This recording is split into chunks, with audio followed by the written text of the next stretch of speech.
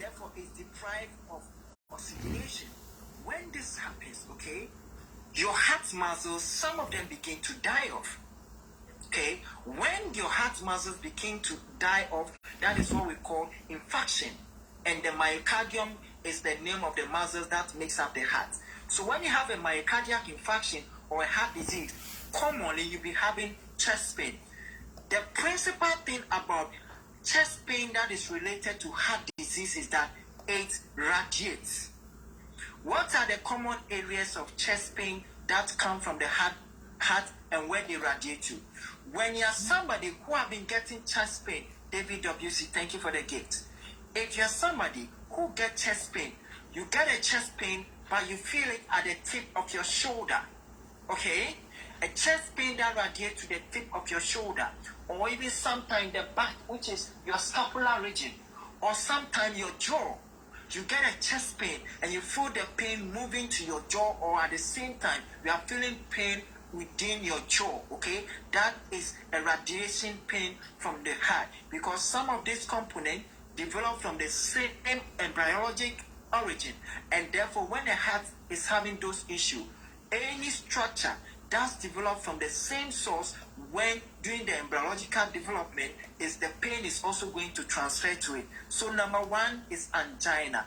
Angina is also in different forms, okay? Heart attack, and it can be in different forms which I don't want to dive into. But classically, this pain that you feel in the chest, it will move to the tip of your shoulder, okay? At your back, okay? The scapular region, or at your jaw, okay? Those are signs of chest pain that is related to heart disease. Please power tab. The likes are not going, the shares are not going. The likes are not going, the shares are not going. It's also in different forms. When these two things go up, okay, then when the likes are up, the shares are up, it helps to bring in a lot of people. This live stream usually attracts not less than 500 people, courtesy of all of you, the support. So God bless you. 245 is good, but it is not the best. This is where you want to be. At the end of the time, we are going to give you the chance to talk to us one-on-one by coming up. So let's go on. The next one is difficulty in breathing. Okay? You are somebody in the night, okay? When you lie on your back, when you sit down, it is okay. But when you lie on your back flat, then you begin to struggle to sleep, or you begin to struggle to breathe. That is a sign of a heart disease. Most often is heart failure, okay? At the early onset of heart failure. Why do you get this issue?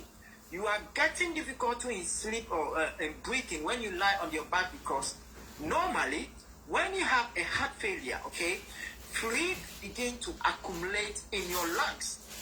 Once you are sitting, the fluid settle at the lung basis, and therefore, thank you for the rose, Tamakua. Thank you for the rose. I appreciate you. The fluid begin to settle at the base of your lung field, and therefore you don't struggle to breathe. Oxygenation is not a problem.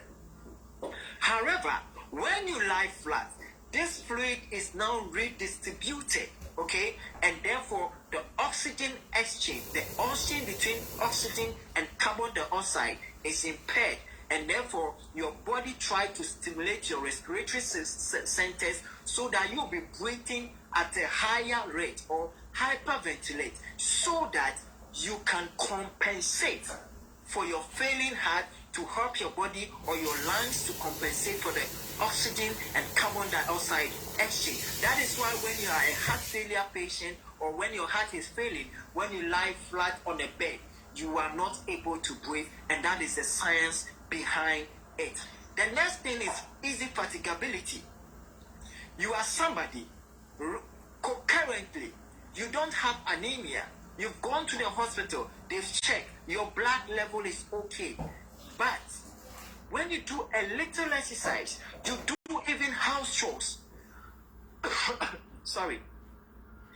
Little exertion, little exercise. You walk a very short distance and you begin to pant. You have to stop. That is a sign of a cardiac disease in the absence of anemia, okay? You need to be evaluated. So Easy fatigability. You cannot even clean your own house or mop your own house on your own. You do 1, 2, and you are panting. You are panting. You go to the hospital, they tell you it's not anemia. Your heart, your blood volume is okay. Your HB is okay. That is a sign of heart failure. Remember, when we are talking about the types of heart failures or heart diseases, okay, I told you that the principal function of your heart is to pump blood through your aorta, okay, which is the biggest vessel in your body, so that through there, the blood is now distributed to your other body organs. Now, when you have a heart disease, the function of the heart, which is to push blood to the other part of your body, it is impaired. And therefore, when you are using your body tissues, your muscles, the oxygen demand, the nutritional demand is not able to be met by your heart, and therefore you struggle. It's a compensatory mechanism again, so that your body can find alternatives to meet the basic metabolic demands that you are needed. That is why when you have a heart disease, one of the common presentation is easy fatigability, where small walk, you get tired, you are not anemic, you are eating well and everything, but you get easily tired. Okay, that is one thing that you need to know. The other presentation is what we call peripheral edema or bipedal swelling. Guys, I need you to keep power tapping and sharing the live stream. If you believe that what we are doing here is crucial, it's important, and you want us to keep it going, my moderators, please try and type your comments in capital letters. Moderators, kindly type your comments in capital letters. It helps to differentiate you from the others. Type your comment in capital letters. It's fantasy. I have been seeing what you are doing. I am adding you officially to the moderator list. So you are welcome. You are welcome. It's fantasy. I want to add you to the moderator list. You are welcome to the team of Health Talk Show on TikTok, on Dr. Felix platform. So you are officially a moderator. A fantasy. You are a moderator now. Welcome on board, my friend. Welcome, welcome, welcome on board. Welcome on board. Now let's keep it going. All right. Are these diseases reversible? Please stay with me when it's time for Q&A. I am going to bring you up and we discuss or you ask your question. But for now, allow me to go through it. We are now looking at the signs and symptoms. Then we go through the causes or the risk factors, and then other interesting part, even the dietary aspect of heart diseases. We are going to talk about it. So let me finish, and then you can ask your question, please. Kindly don't forget to connect with me. Make me a friend. Trust me, you will not regret it. Connect with me, make me your friend, and turn on the notification. On this platform, all I do is Health Talk Show, because I know in the hospital there is no time for us to give you this information. And that is what my platform, together with my teams, we have dedicated it to. So God bless you. The next symptom is swelling of your peripheries or bipedal edema or pedal swellings.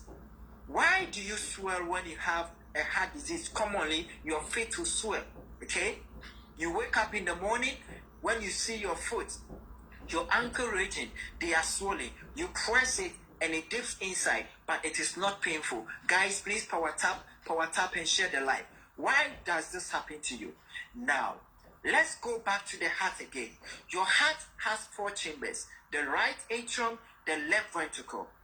Blood from the peripheries, okay, from your head, okay, when the oxygen has been used from your blood, from your head area, it will enter the right atrium or the right upper chamber, known as the right atrium, okay, through the superior vena cava.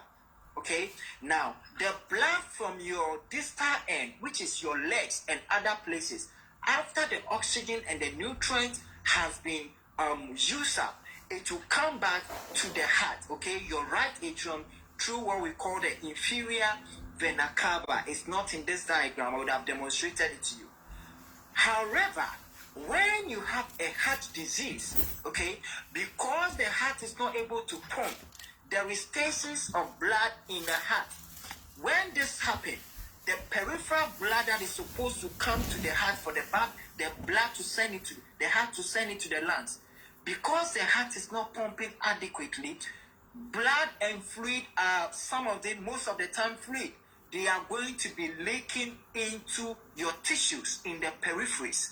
And because the venous return has been reduced, that is why this fluid begins to seep into your body fluid, your body tissues, your extracellular compartment, and this leads to the bipedal or your foot swelling up, or sometimes if it is very bad, your face, but normally the face has to do with the kidney, and that is the science, because your blood is not working out well, and therefore there is accumulating of body fluids in your legs and other parts, and this leads to seepage or leakage of this fluid into other body tissues, resulting in what we call the peripheral edema. Let's please keep power tapping, keep sharing the live. I beg you, can I get 50k likes? Can somebody share the live stream? I beg you. If you believe that this platform is important, then I'm begging you, please share the live stream. Invite people to come. Nishha, thank you for the gift. Edu Rhodes has given me the first gift on TikTok. God bless you. Fato Binto, God bless you for the gift. We have 267 amazing people. God bless you. God bless you. God bless you. Please keep power tapping and share the live. Power tap, power tap, power tap, power tap, power tap, power tap, power tap, power tap, power tap, power tap, power tap, power tap, power tap, power tap. All right. Let's continue with the other signs of heart failure. Thank you for the gift. God bless you. God bless you. God bless you. Now, the next sign is what we call palpitation. What is palpitation? Every normal human being, Dr. John, God bless you for the gift. Every normal human being, when your heart is working normally, when you don't have anything stressing your heart, okay, your heartbeat, you are not supposed to sense or have a sensation of your heart beating inside your chest. When you start feeling your heart beating inside your chest, that is what we call palpitation. So when you have been having recurrent sensation of your heartbeat, that is a sign of a cardiovascular disease. Okay, so palpitations, and commonly hypertension can cause that, anemia can cause that, and don't forget, when you have a prolonged anemia, it can also lead to a heart failure. Okay, so you have to be aware. So in simple terms, when you start feeling that your heart is beating than normal, it means that something is overworking your heart and you need to do something. You need to go for evaluation and further examination. So palpitation. Now, sweating. Okay, sweating. At this point, let me give you a classic thing. If you have somebody, all of a sudden, this person start talking about chest pain. I am having chest pain. This chest pain, I'm feeling it around my shoulder tip, around my jaw. And then all of a sudden, the person is saying that my heart is beating too fast. Then suddenly, this person is having excessive sweating and telling you, I feel like choking. This person is having a heart attack. Classically, the person starts telling you, I have chest pain. I'm having a severe chest pain. The chest pain is moving to my shoulder tips, around my jaws, and also to my back. And then this person all of a sudden becomes diaphoretic, begins to sweat, pouring a lot of sweat all over the body. He or she is sweating, okay? And most importantly, some of them even start sweating. That is a classic sign of heart attack or myocardial infarction. Thank you, coach, for the mic. You need to call 111 immediately and start CPR, especially if you get to a point where this person starts collapsing. I'm going to demonstrate some of them along the line, but I want to put this across, okay? Now, fatigability. Once a while, hear me. hear me, people. Once a while, just put your hand here. You see this part where your thumb is. You have a very big vessel there. That is known as your radial artery. The ulnar artery is in line with your small finger, this particular finger, okay? Your ulnar artery, if you draw a line with it, your ulnar artery is around that. But the most important one that you can easily feel is what we call the radial artery, which is just around your radius, okay? Few centimeters from the wrist joint. Once a while, put your finger there and calculate how much heartbeat you have. These are small information that we don't tell you. But if you are somebody who have been doing this simple thing, this simple test, trust me, you are going to pick up irregular heartbeat, and it becomes a point for you to get to the hospital and seek further care. What am I saying? Somebody here with me. I am Dr. Felix and a specialist. I am telling you that once a while, feel for your pulse. This is the common one that you can feel for, which is the radial pulse. Okay? Just from the thumb, okay? Your hypotenuse, your thenar area, come down in line, or the bone that is outside, okay? This particular one, the bigger one, which is the radius, okay? Feel around it. There is a pulsation that is there. That is known as your radial pulse, okay? If you can be feeling for that pulse and you time yourself to see how many heartbeats do I have, and what are you also timing? You are counting the beats and see whether it is beating at the same rate. Sometimes it is beating, but it is not regular. Irregular heartbeats are one of the signs of a heart disease, commonly arrhythmias. Or sometimes you feel and you realize that it beats, it takes a longer time, then another one will come. Boom. It takes another one, then another one will come. You may be having a bradycardia or low heartbeat. Normally, when you do this, we want your heart rate to be between the ranges of 60 up to 100 maximum. Maximum should be 100. When your heartbeat is beyond 100, you may be having other heart issues, arrhythmias, tachycardias, and there is always an underlying pathology that will prompt you to go to a hospital. When your heartbeat, you do it, and it's less than 60, you are having a bradycardia. It's fantastic. Thank you so much. My moderator, who is also gifting me at the same time. God bless you. These are small things that I want us to be picking up on, okay? And if you keep doing this, trust me, you can pick up the signs of cardiac arrhythmias or abnormal heartbeat even before you get to the hospital. 424 amazing people. Let me recap again the signs and symptoms of a heart disease. Number one, I told you that it depends on the stage, okay? But most of them will progress over time. Number one sign is what we call the angina or chest pain. Guys, please connect with me, make me your friend, and turn on notification. I do live stream from cancers, okay, communicable diseases, diabetes, hypertension, anything medical that you can think about. As a specialist, that is my mission on TikTok. So make sure you connect with me. Ajua, thank you for the gift. And also make me your gifts and connect with my moderators as well. Trust me, we are a whole sort of team who is here to bless you with free health knowledge that even in the hospital, you will not get them, okay? So let me recap the signs and symptoms of heart disease. Number one is what we call the angina or chest pain, okay? Angina or chest pain. This chest pain, I said that classically, you get a chest pain, it radiates, it moves to other part, either to the in between your back, your scapula, your backbone, or your shoulder blades, okay? Or the tip of your shoulder or your jaw. It is one of the classic signs of chest pain related to angina or myocardial infarction. Then I also talk about difficulty in breathing, where when you lie in the back. Autopnea, we call that medically autopnea.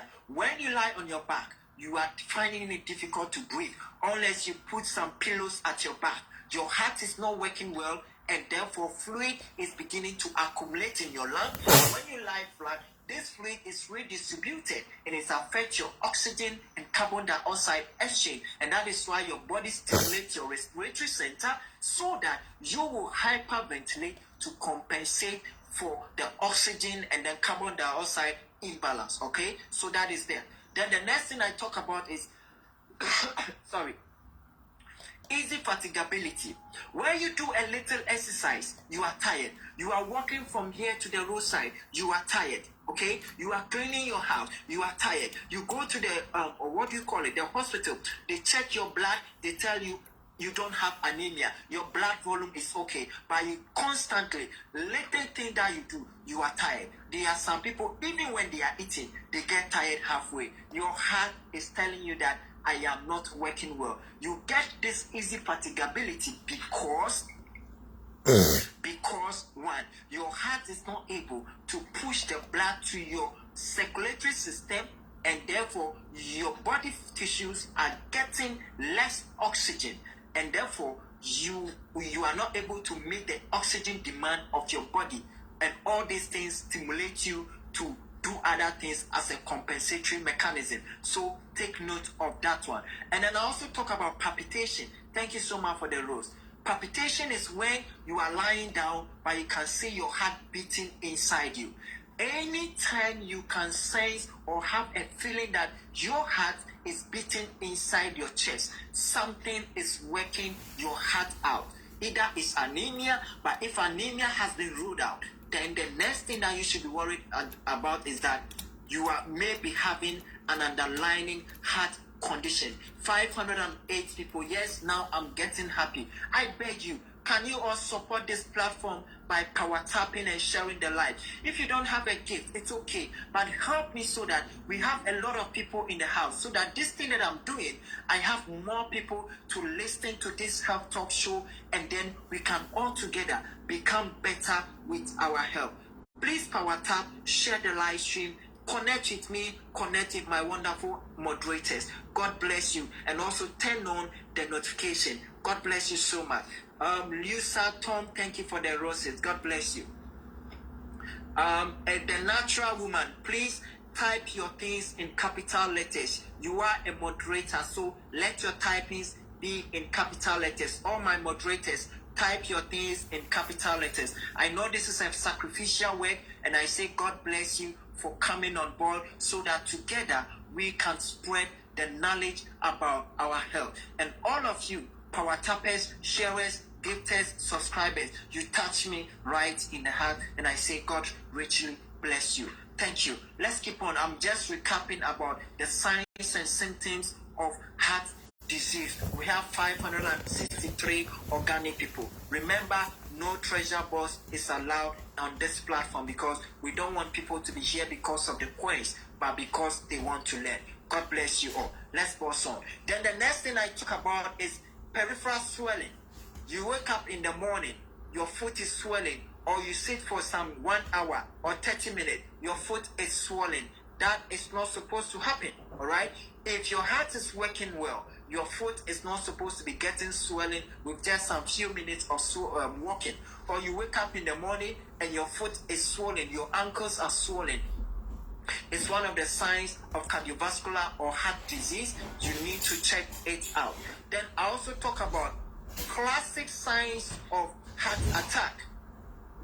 Classic signs or symptoms of heart attack, okay? Heart attack simply means that along the way, these vessels, thank you TikTok dog, God bless you. Along the way, these vessels, one of them has been blocked. Carly in the house with the hand, God bless you, my friend. Along the way, one of these has been blocked, and therefore the part where these vessels, which are the coronary vessels, are supposed to supply blood, nutrients, and oxygen to, have been cut off.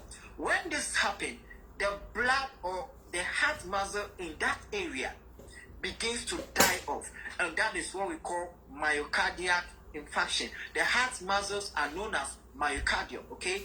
When this happens acutely, that is what we call myocardial infarction or MI, and it's also known as heart attack, okay? Classically, how do you know? You find out that the person has chest pain, you begin to sweat excessively. Your heart begins to behave as if it wants to jump out of your chest. And all of a sudden, you start sweating. And this chest pain radiates to your tip of your shoulder, your elbow sometimes, and then your chin sometimes, and between your shoulder blades. You are going to run into cardiac arrest, and somebody needs to get to the hospital urgently. If you are living alone, you have to put the 911 on alert so that the emergency will have to come and then do something. Now, if you are here and you have a relative who gets cardiac arrest, okay, cardiac arrest is not the same as heart attack, okay? The two are separate. Heart attack is the same as myocardial infarction, where oxygen supply is cut off and therefore heart tissues begin to die off. That is heart attack and the person is in pain. Heart arrest or cardiac arrest is when, because of the damages that the heart has gone through because of oxygen supply, lack of oxygen supply, nutritional supply has been cut off, the heart ceases to work or stop beating. That is heart arrest.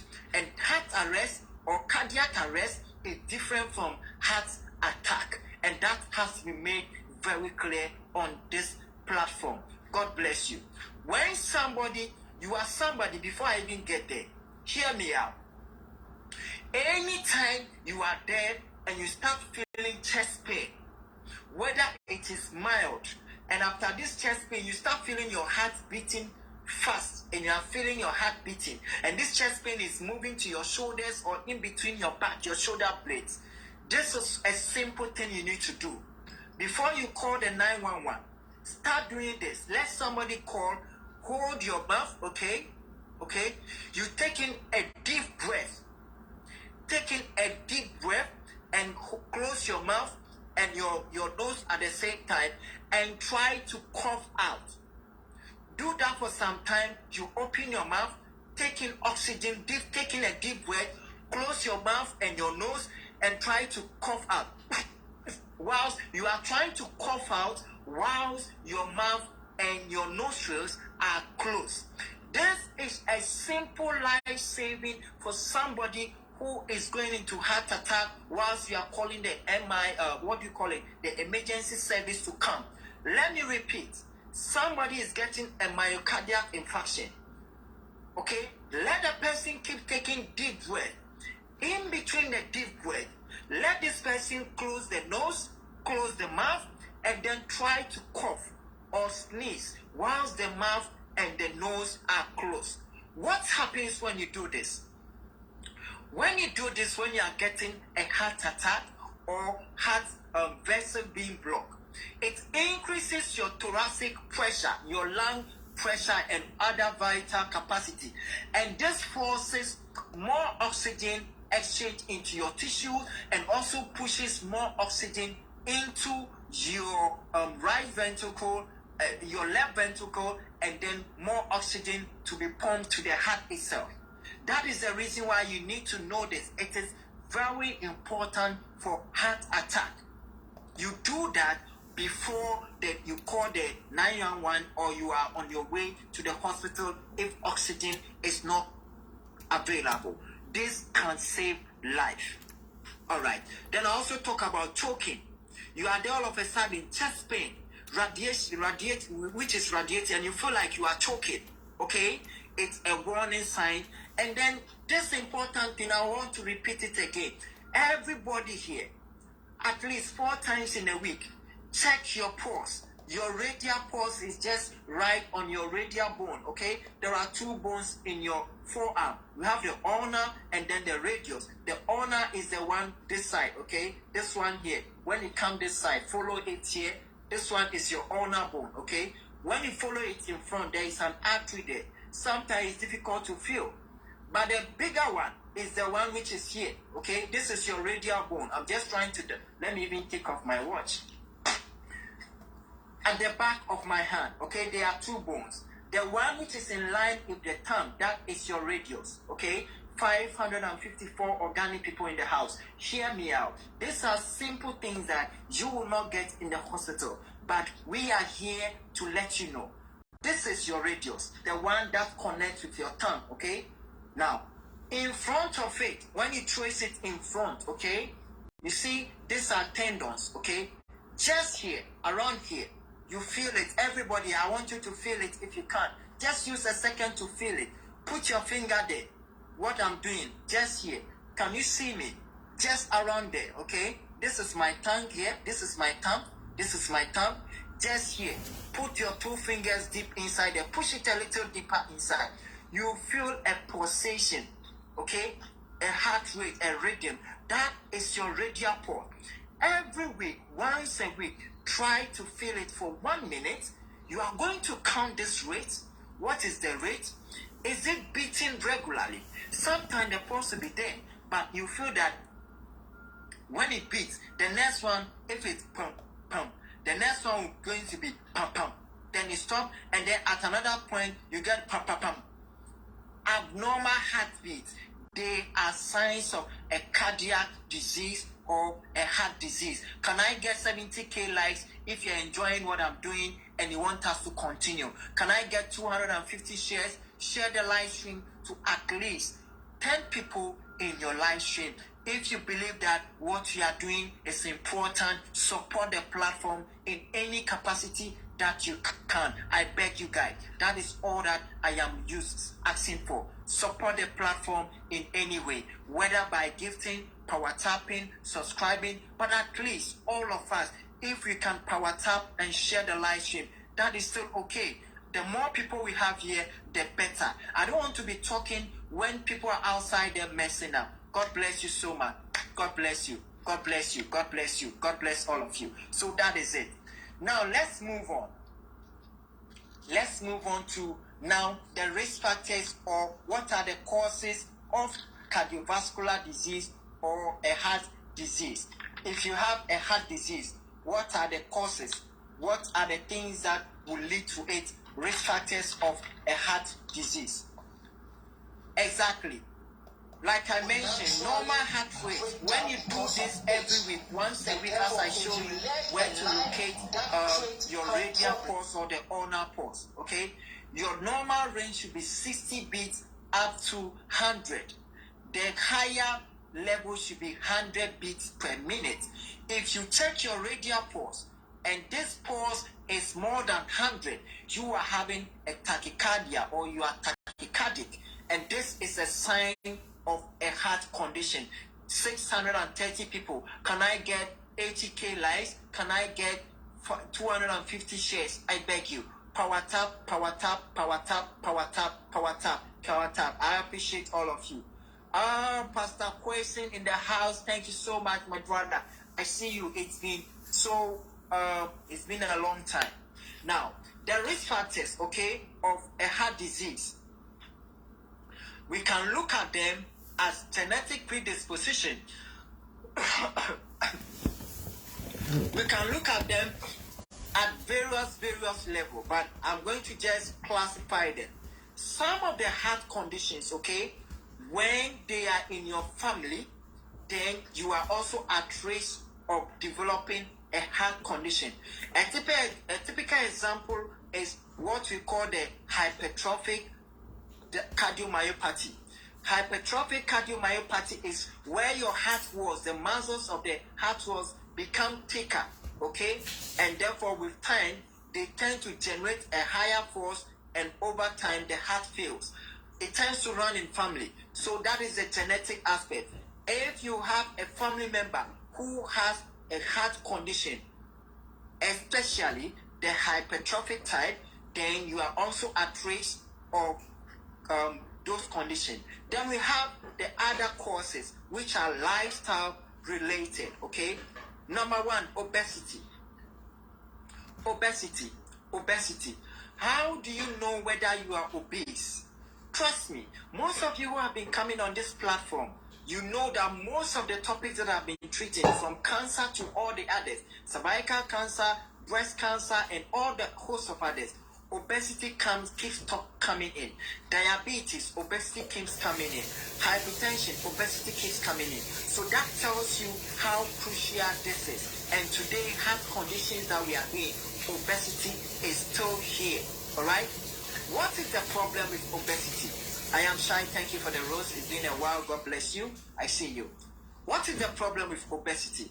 When you become obese, okay, obesity, as far as today's topic is concerned, these vessels, which are the coronary vessels, okay, obesity leads to deposition of abnormal fat around your heart. That is one of them. So along the line, your heart is trying to beat, but because you've generated a lot of fat around your heart, okay, we are now looking at obesity as a risk factor for heart diseases, okay? When you develop a lot of obesity, it means that you have grown a lot of body mass index, which is mainly fat and other components. One of the things that the fat does is that it wraps around your heart. So your heart is beating, but because of the fat around your heart, it's not allowing your heart to expand well. So you can develop what we call restrictive cardiomyopathy. Okay, the heart has a sac known as the pericardial sac. Okay, and when this happens, the fat is covering the pericardium, which is the sac which encases your heart. The heart is beating, and the fat is also constricting, like a form of a tie around it. And this affects how your body or your heart relaxes. The other thing that obesity does to your heart is that obesity leads to deposition of abnormal cholesterol, okay? Low density lipoproteins. What did they do? They tend to be deposited in these vessels, which are your coronary circulation, leading to what we call atherosclerosis. Atherosclerosis is different from arteriosclerosis. Arteriosclerosis occurs when you have inflammatory condition that affect the smooth muscles in your blood vessels. That leads to arteriosclerosis. Atherosclerosis is when you have deposit of bad cholesterol. After the blood vessel has been injured, then bad cholesterol traps at those injured parts and then start forming. So diabetes leads to what we call atherosclerosis, and you don't want to get that. How do you know you're obese? You need to be calculating your body mass index. What is body mass index? Body mass index equals to your weight in kilograms, okay? You take your weight in kilograms, and then you take your height. Usually the height will be in centimeters. You just multiply it by 100, and this gives you the height in meters. So BMI equals weight in kilograms divided by your height in meters. Height times height. BMI equals weight in kilograms divided by or over your height times height, or height square. What are the normal BMI that we want to get? Normally, if your BMI, when you do this formula, and your BMI is less than 18.5, you are classified as underweight. That also has its own issue. The normal BMI that we want everybody to get is anything from 18.5 up to 24.9.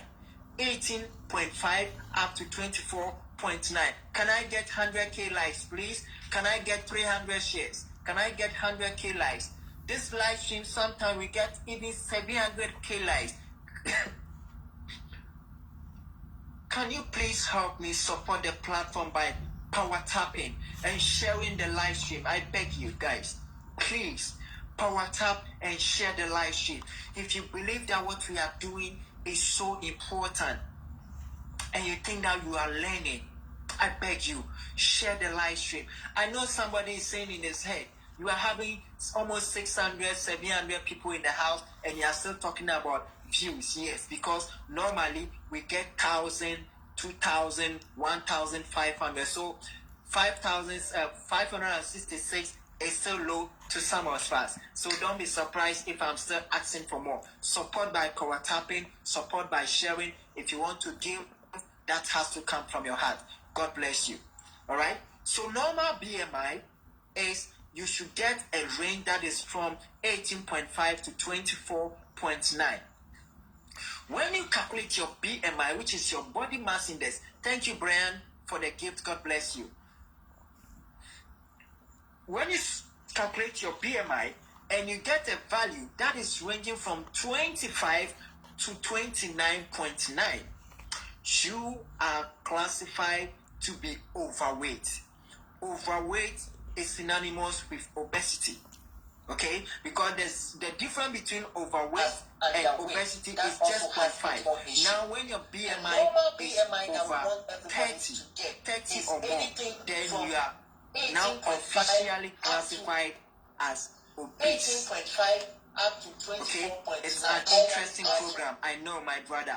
That is why I want people to keep supporting us, at least by power tapping. Let's invite more people. Share the live stream, connect with my moderators, and then also turn on my notification. Connect with me as well. Make me a friend. You will never regret having me as a friend. We've been here for only 51 minutes, and the view is 8,800 in 51 minutes. God bless you guys. God bless you. God bless you. Power tap and share the live stream. At the end of the day, we are going to give you the time to come and then talk to me one-on-one. God bless you. God bless you for the support, all of you. So let's move on. So we've understood obesity. The next risk factor is high cholesterol. Guys, let's keep power tapping. The number is dropping. The number is dropping. Let's keep power tapping. Let's share the live stream. Let's keep power tapping and share the live stream. Power tapping is free. Sharing is free. That is one gift that you can give to any platform you go to, irrespective of you being a gifter or not. Let's power tap. Let's share the live stream. My moderators, God bless you. I can't thank you enough. God bless you. I see all of you. God bless you. Connect with them. They are all team members. You are all welcome. God bless all of you. All right. So the next risk factor, okay? So we've talked about what? Genetic component, where if it runs in your family, people have been getting heart problem, you are also likely to develop a heart problem or a heart disease. The next one I talk about is obesity, and I've told you how to calculate the obesity. I've also told you the types, the ranges of where you fall, okay? Now the next one is cholesterol, okay? High intake of cholesterol diet. Cholesterol diet. I'm going to mention some of them along the line, so stay with me. And this also comes with obesity or overweight. When you become overweight, automatically you are going to have low density lipoproteins, and these are bad cholesterols. Okay, so please power tap. Let me type something on the screen. Power tap. Let me type something on the screen. Thanks everyone. Thank you so much. Thanks everyone. Thanks everyone. Thanks everyone. God bless you. Please keep power tapping. God bless you all. Please keep power tapping. God bless you all. God bless you all. God bless you all. I appreciate all of you. God bless you. God bless you. God bless you. God bless you. God bless you. God bless you. All right. Let's keep it going. We are now looking at the risk factors for cardiovascular diseases or heart diseases. Oh, Faith Love in the house. Thank you for that wonderful gift. That was amazing. That was amazing. That was amazing. Thank you, friend. Thank you, my friend. Thank you, my friend. Thank you, my friend. Thank you. We are now looking at the risk factors or the causes of heart diseases. Okay, so number one, genetic. We've explained that. Obesity, we have explained that. Now we are looking at cholesterol. High cholesterol levels are also associated with heart diseases. These cholesterols, what they do is that they tend to accumulate, to be deposited. Thank you, my friend Faith Love. Thank you so much. They will be deposited in your coronary vessels and reduce blood flow to the heart itself. Can we power tap more, please? Let's keep power tapping and sharing the live. Faith, I see you. God bless you. One of these days, I'm going to catch you and you see what I'll do. God bless you. I'll target you on your live stream one day. God bless all of you. All right, so we keep it going. Now, the next one is Also, part of the lifestyle causes is smoking. Smoking. If you are someone who smokes, you are a smoker, hear me out. You are not going to end up with lung cancer alone. You are going to develop other forms of cancers. And the other part is that this guy right behind me, which is your heart, is also going to be compromised. Smoking, oh.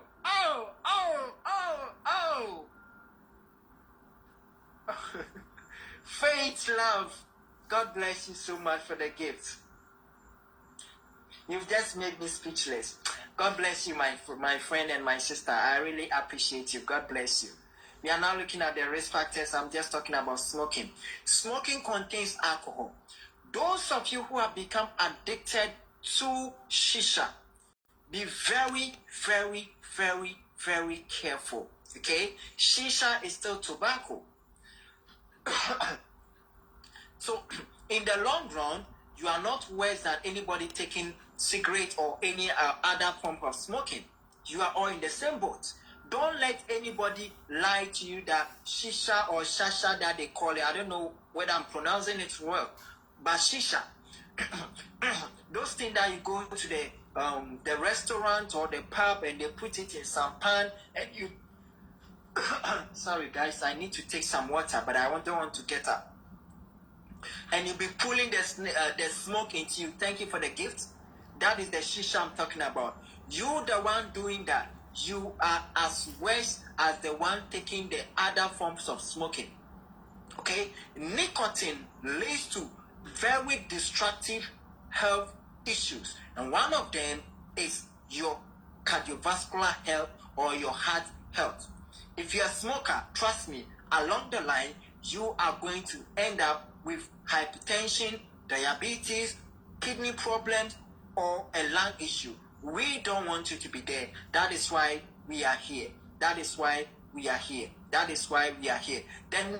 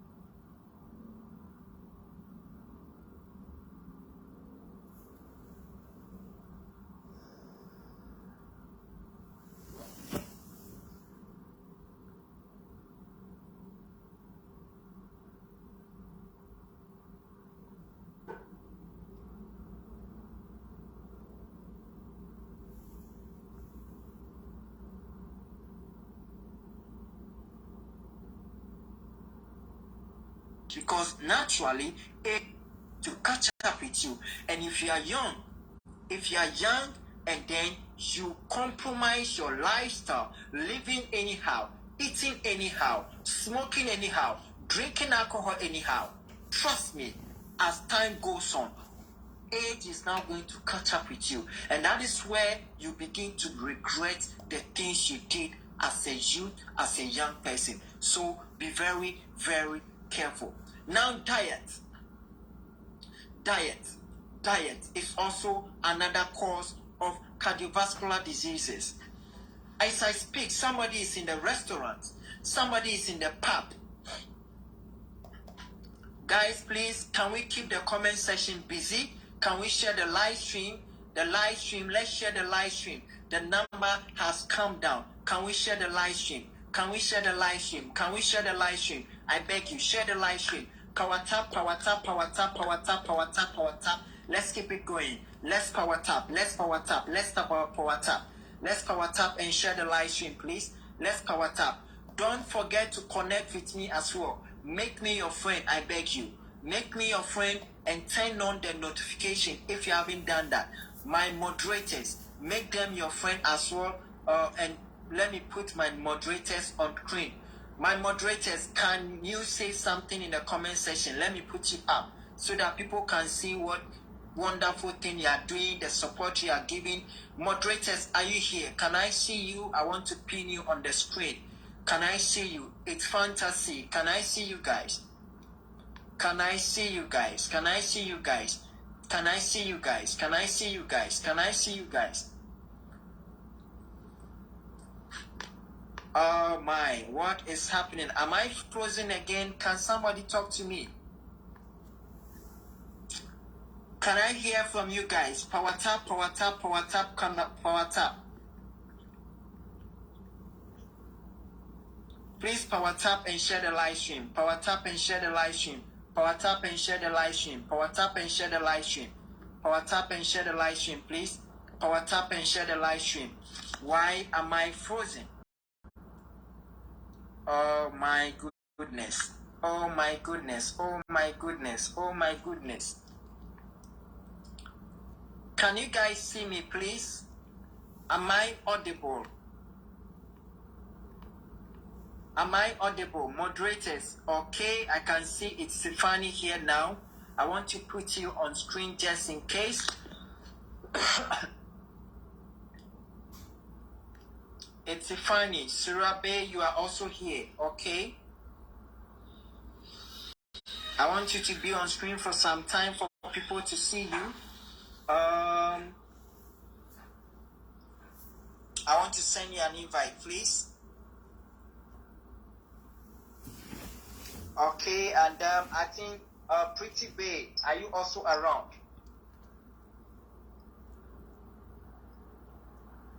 Pretty Bay, are you in the house? The natural, this thing. These are the moderators in the house, okay? These are the moderators in the house. Pretty Bay, I can't see you. I can't see you. Can you say something so that I pick you up? Pretty Bay, can I see you? Can I see you, Pretty Bay? Okay, okay, Pretty Bay is also here. These are 4 amazing moderators in the house. Today, the live stream, the view is quite low, but it's okay. We keep it going. We keep it going. I don't know what is happening, but we keep it going. Guys, these are moderators in the house. They are moderating my comment sessions for me. Make sure you make them your friend as well, okay? Connect with them. Make them your friend. Without these people, I can't do anything on my own. They are the people supporting this platform by voluntarily. They came out on their own, okay, to support the live stream. So make them your friend. Make them your friend. Connect with them. Connect with me. Turn on the notification and also support these amazing souls who are here voluntarily, sacrificially. God bless you. Now let's go on. So now we are looking at the risk factors for heart disease. I'm going to wrap up in 25 minutes and then we move on to the comment session, okay? My moderators, kindly, if you are in the box, kindly mute yourself. Mute yourself, okay? Mute yourself, mute the mic, mute yourself in the box. Mute yourself, moderators, mute yourself, mute yourself. It's funny, okay? It's funny, okay? The natural woman, can you please mute yourself in the box, okay?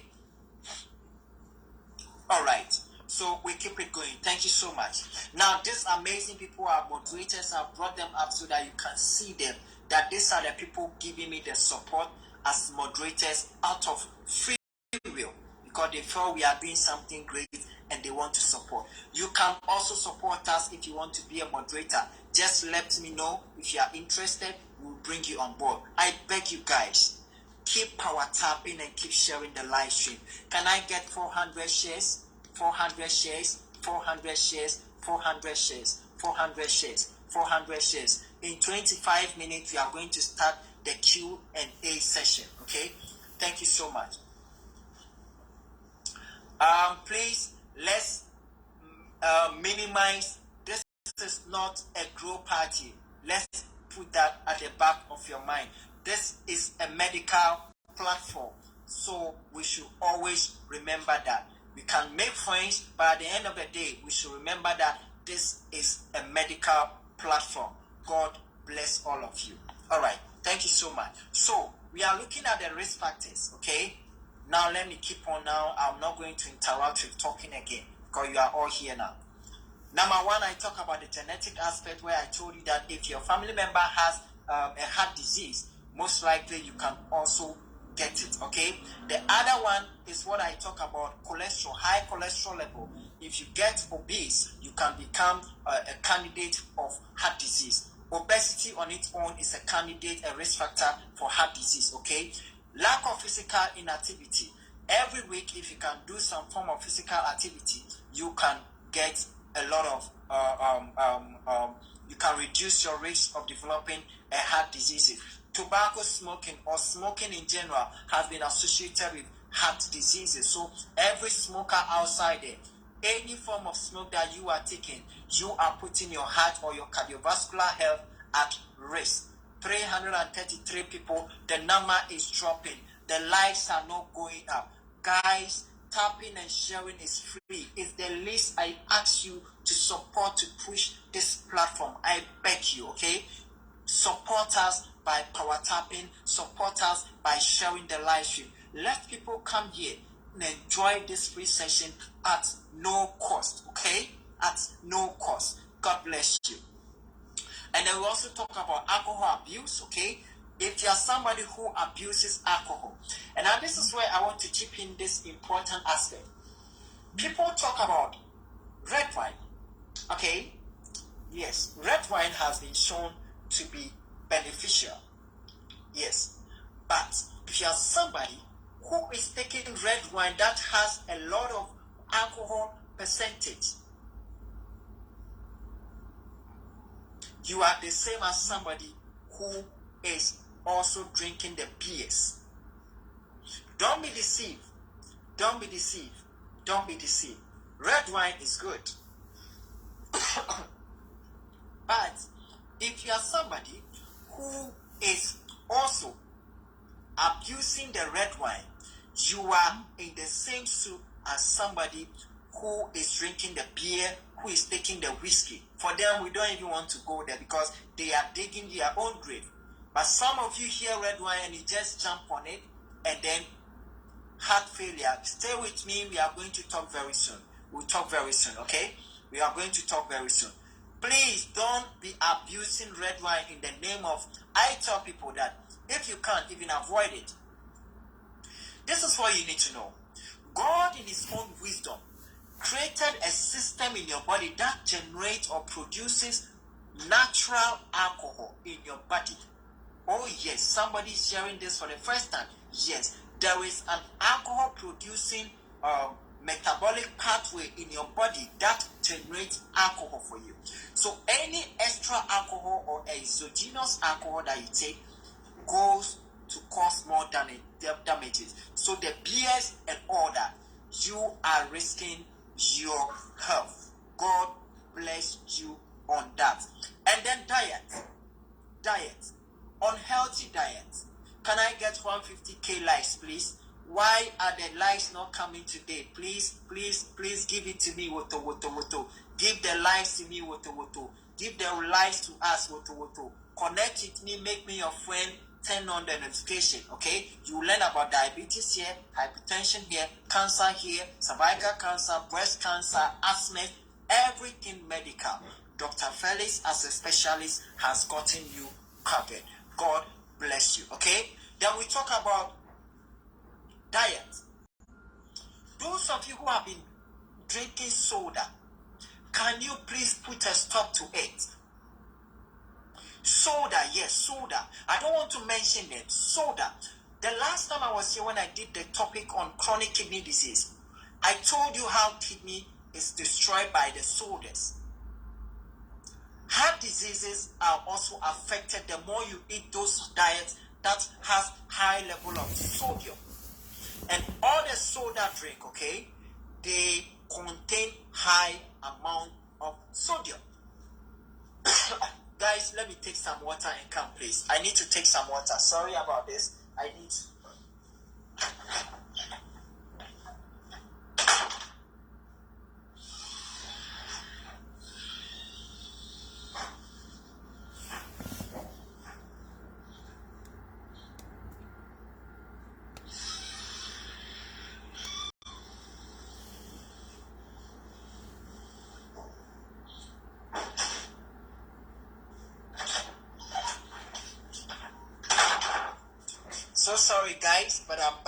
So sorry.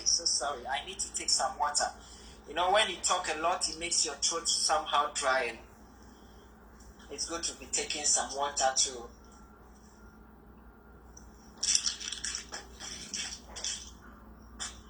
All right. If you are just joining, or this is the first time you are coming here, my name is Dr. Felix. I am a specialist. My job with my teams here, which are my moderators, is that we come together here and then we help to spread free health talk shows, okay? Free health talk show that even in the hospital, sometimes you are not going to get it. Not because the doctors don't want to. Masaremi, thank you for the finger heart. God bless you. But because there is no time. So I found it needful to be coming here to educate you on anything about your health. Okay? And these wonderful people here voluntarily decided to team up with me to become moderators, and they'll be coming here as and when I'm live and they are free. So connect with me and then also connect with them. Okay?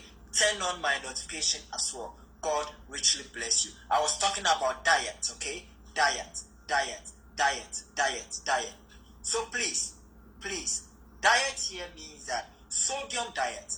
Those of you who like to take red meat, okay?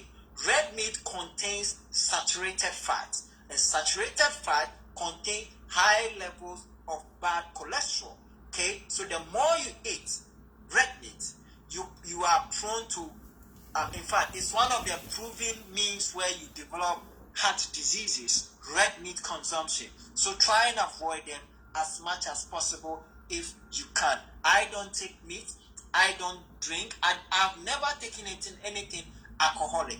And sometimes when I tell people my age, they are like, oh, Dr. Felix, you are lying, it's not true, but that is the truth, okay? So God bless you, okay? Red meat, sausages, processed products, okay?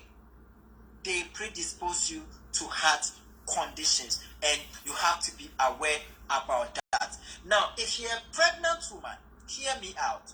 And during pregnancy, you develop a condition known as preeclampsia, where sometimes you have high blood pressure with associated proteins in your urine, and even sometimes you become eclamptic, where you begin to seizure. This also puts you at risk of developing a heart disease in future, and you need to know about that.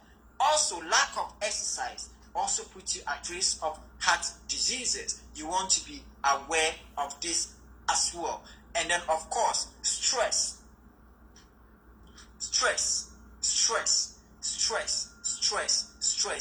Anytime you become stressed, when you become stressed, then you are going to have issue with stress hormones.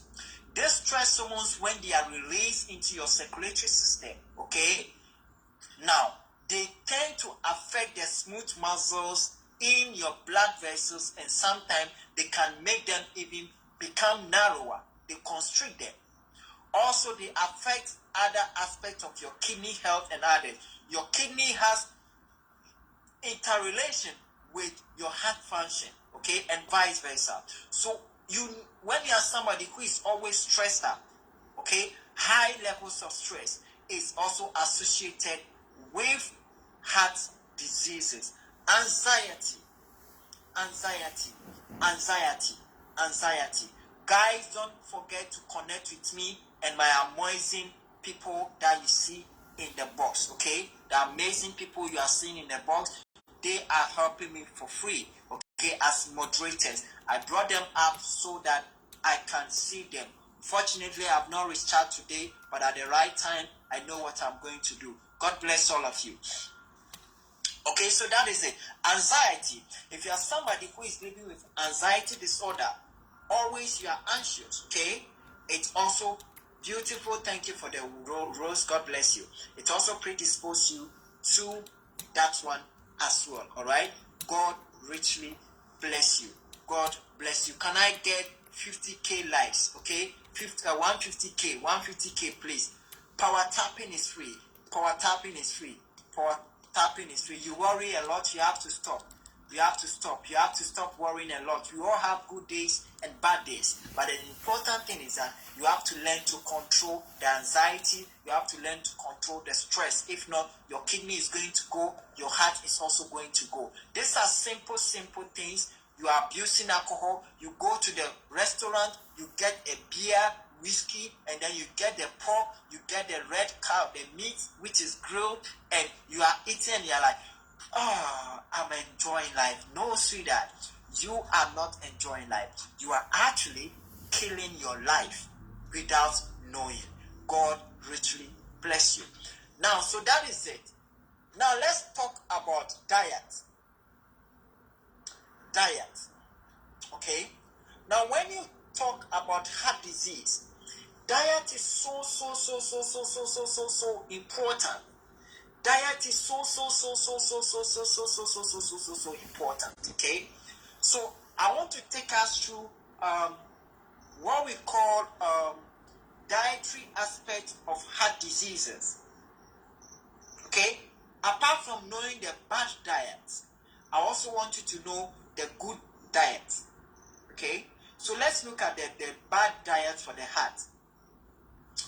Number one, cholesterol. Those of you who are even able to go to the grill pub and they've put this what do you call it? Please repeat about stress. I was saying that stress will increase your risk of developing a heart disease or a cardiovascular disease. Anytime you are stressed up, okay, stress hormones are released. When these stress hormones are released into your circulatory system in excess, they tend to suppress other hormones, okay? For example, even insulin action. Anytime you are stressed and stress hormones are released, they tend to suppress insulin action and they make you diabetic along the way. When it comes to the cardiovascular health, okay, heart and its vessel health, stress hormones, the more you are stressed, they are released in large quantities. Once released, they tend to affect your vessels and then the heart itself, okay? That is how it leads to heart diseases, and I'm saying that you have to learn to control stress and all that. Now, let's move on to the dietary aspect in terms of cholesterol.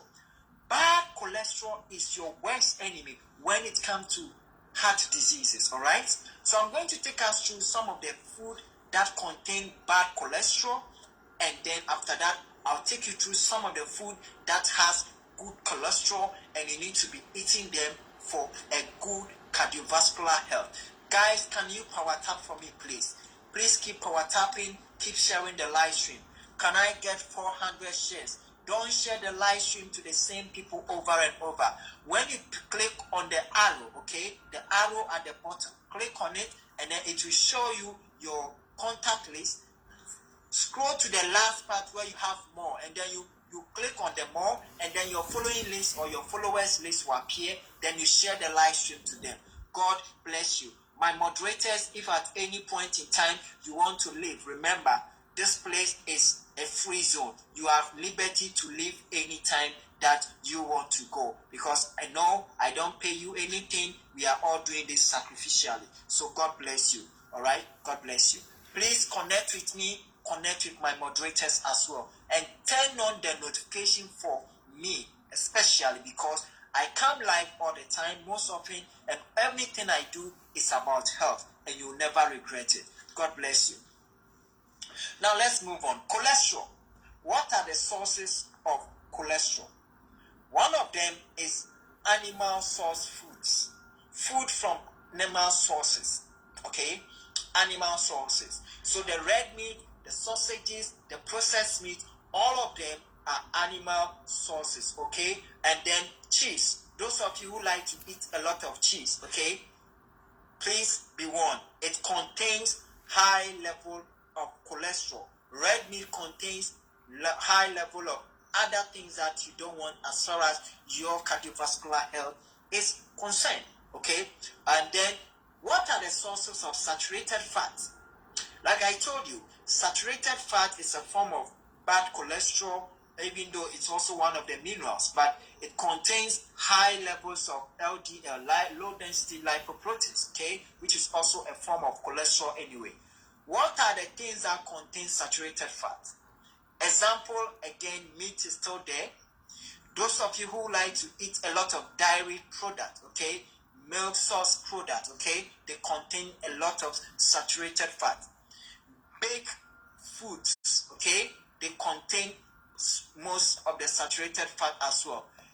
When you deep fry a food, okay, a meal that is deep fried, because of the oil that has been overheated, okay, we have trans fats and other things that I don't want to go into, okay. The oil component where you soak the food to deep fry it, it comes out with high levels of saturated fat, and saturated fat is bad for your health. Can I get 200k likes? Can I get 500 share likes? Okay, can we get 500 shares, please? We are now 425 shares. God bless all of you. Don't forget to make me your friend and turn on my notification. This is one page where you learn about health issues free of charge. Okay, tap, share, and connect with all of us. Let's also make friends. God bless you. Okay, that is that. And then processed food, they also contain high amount of saturated fat, right? So you have to do that. Now, I'm going to mention, thank you for the gifts. I'm going to mention next, okay, the food that helps to lower your cholesterol. Cholesterol lowering food. And this food that I'm going to mention is based on a research that Harvard University did. Skynet 3, thank you for the rose. God bless you. Okay. Number one is oats. Oats. Yes, the normal oats that we've been eating. Oats is very good for lowering cholesterol. And remember, like I said, if you have a cholesterol buildup, bad cholesterol, the LDL, the low density lipoprotein, when they build up, they lead to cardiovascular health. Okay, so you want to be eating oats as much as you can. They help to reduce your bad cholesterol. Whole grains. Whole grains. These food items are research-based food items. I am a specialist, so anytime that I come here to talk to you about, I talk about research. Some of you go to Google to go and type in things, and sometimes they leave you even more confused. Be very careful. Google has good and bad things in there, but unfortunately, some of you don't know because you are not medics, so you read everything, and sometimes that's why you become even more confused at the end of the day. I come here to give you a very scientifically sealed information as a medical specialist. Okay, God bless you.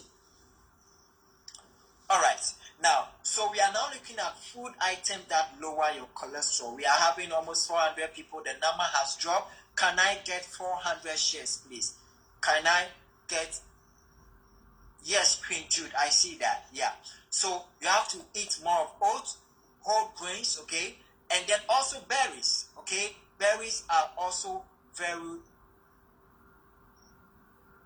very good, okay? These things I'm mentioning are Harvard University-based research, okay? I don't pick things from the internet anyhow, no. I go to PubMed to research things because I'm a subscriber on PubMed. So I go there to find about information that you need, and I come here to give it to you. So that is that. Eggplant. Those of you, Joyce, thank you for the rose. Eggplant is also a very good thing when you want to talk about food items that lower your cholesterol. Eggplant is also one of them. Okra or okra is also good for lowering cholesterol. Okay, vegetable oils, normally from sunflower and then canola oils, vegetable oils, they are very good in taking away bad cholesterol. When you have less bad cholesterol, which is the LDL or low density lipoprotein, it allows your vessels to be open. And when you have a healthy, somebody is saying that my okra, yes, you never know. That is why I'm sharing this thing with you, okay? I'm not saying put all this thing together. At least you can get some around you, those that are available near you. I encourage you to enjoy them because they are good for cardiovascular health in terms of lowering your cholesterol level. And then the vegetable oils that have been proven to be beneficial for lowering cholesterol levels are all the ones from the sunflower, okay, and also the one from the canola, okay. Those two, Harvard University research, they found out that yes, truly, those two types of vegetable oil have cholesterol lowering propensity or ability. Don't forget to make me your friend by connecting with me, and don't forget my amazing moderators. They are also helping. They are sharing the live stream and all that. God bless all of you. Let's power tap for 1 minute. Let's power tap. Let's power tap. Even if you are not a gifter, all that I request is when you come, just power tap and share the live stream to different people. Support the platform. Support the platform. Support the platform. I'm not saying eggs. Michael, I didn't say eggs. I said eggplant. In other words, garden eggs. I'm not talking about eggs. I said eggplants. Alright? So don't get me wrong. You are saying you thought eggs are good source of, what do you call it? Cholesterol, yes. But not all of them. When you eat too much egg, you can get bad cholesterol. Okay? So I talk about egg the other time. I don't want to dive there today. Okay? Eggplants are very good sources of cholesterol lowering. Remember, we are not talking about getting cholesterol in general, but the good cholesterol and then taking away the bad cholesterol. Okay? Eggs actually have high level of cholesterol. That is why you have to limit it. Those of you who can fry 4 eggs, 5 eggs at a go, you want. Okay?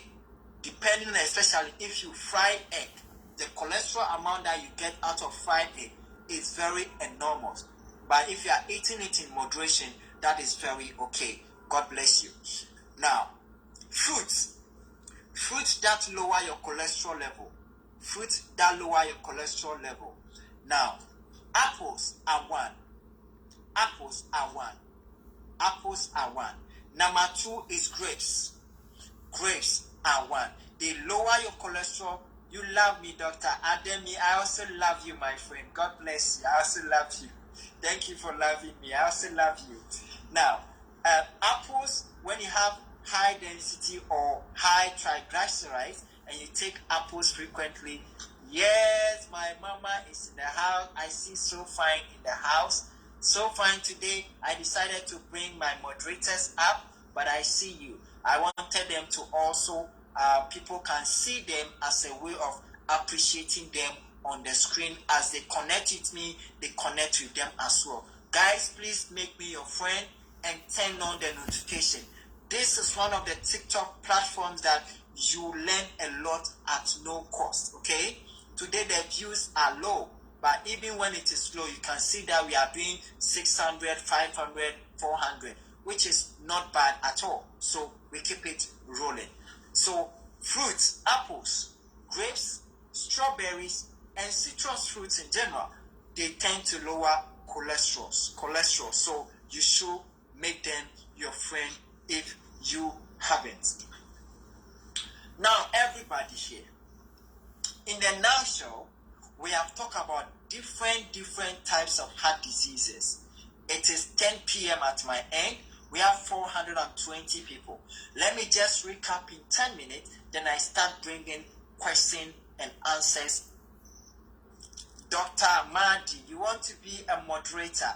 Okay, I'm going to follow you, and that will be good. It's good that you have come up, and I've just connected with you, my doctor friend. I believe you might be a doctor also, and sometimes I need people on board. Okay, Dr. Mahdi, I've officially added you to that. Somebody is asking about pineapple.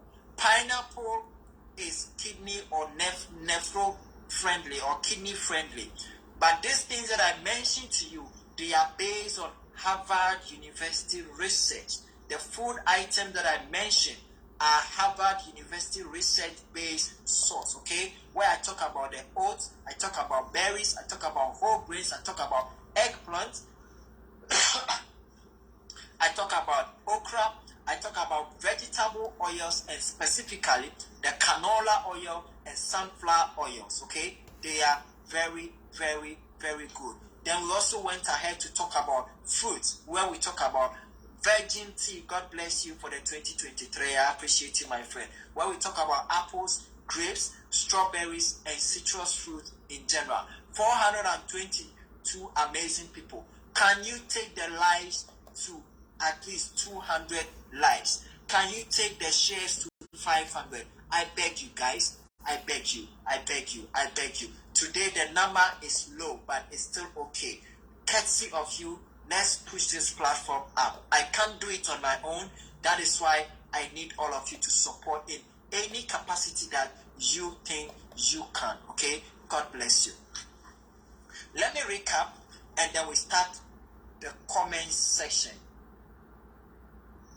Yes, I talk about the oil aspects at the earlier part, okay? So I talk about olive oil the last time, which is about 4 or 5 days ago, the importance of olive oil. So olive oil is also there, but olive oil is also good for the kidney and other things. But like I said, the things I mentioned here are things that I found research on when it comes to cardiovascular health. But olive oil is also one of the good oils, okay? But Harvard University, when they did that research, they talk about canola oil and then sunflower oil. So olive oil is absolutely one of the good oils available as well. God bless you.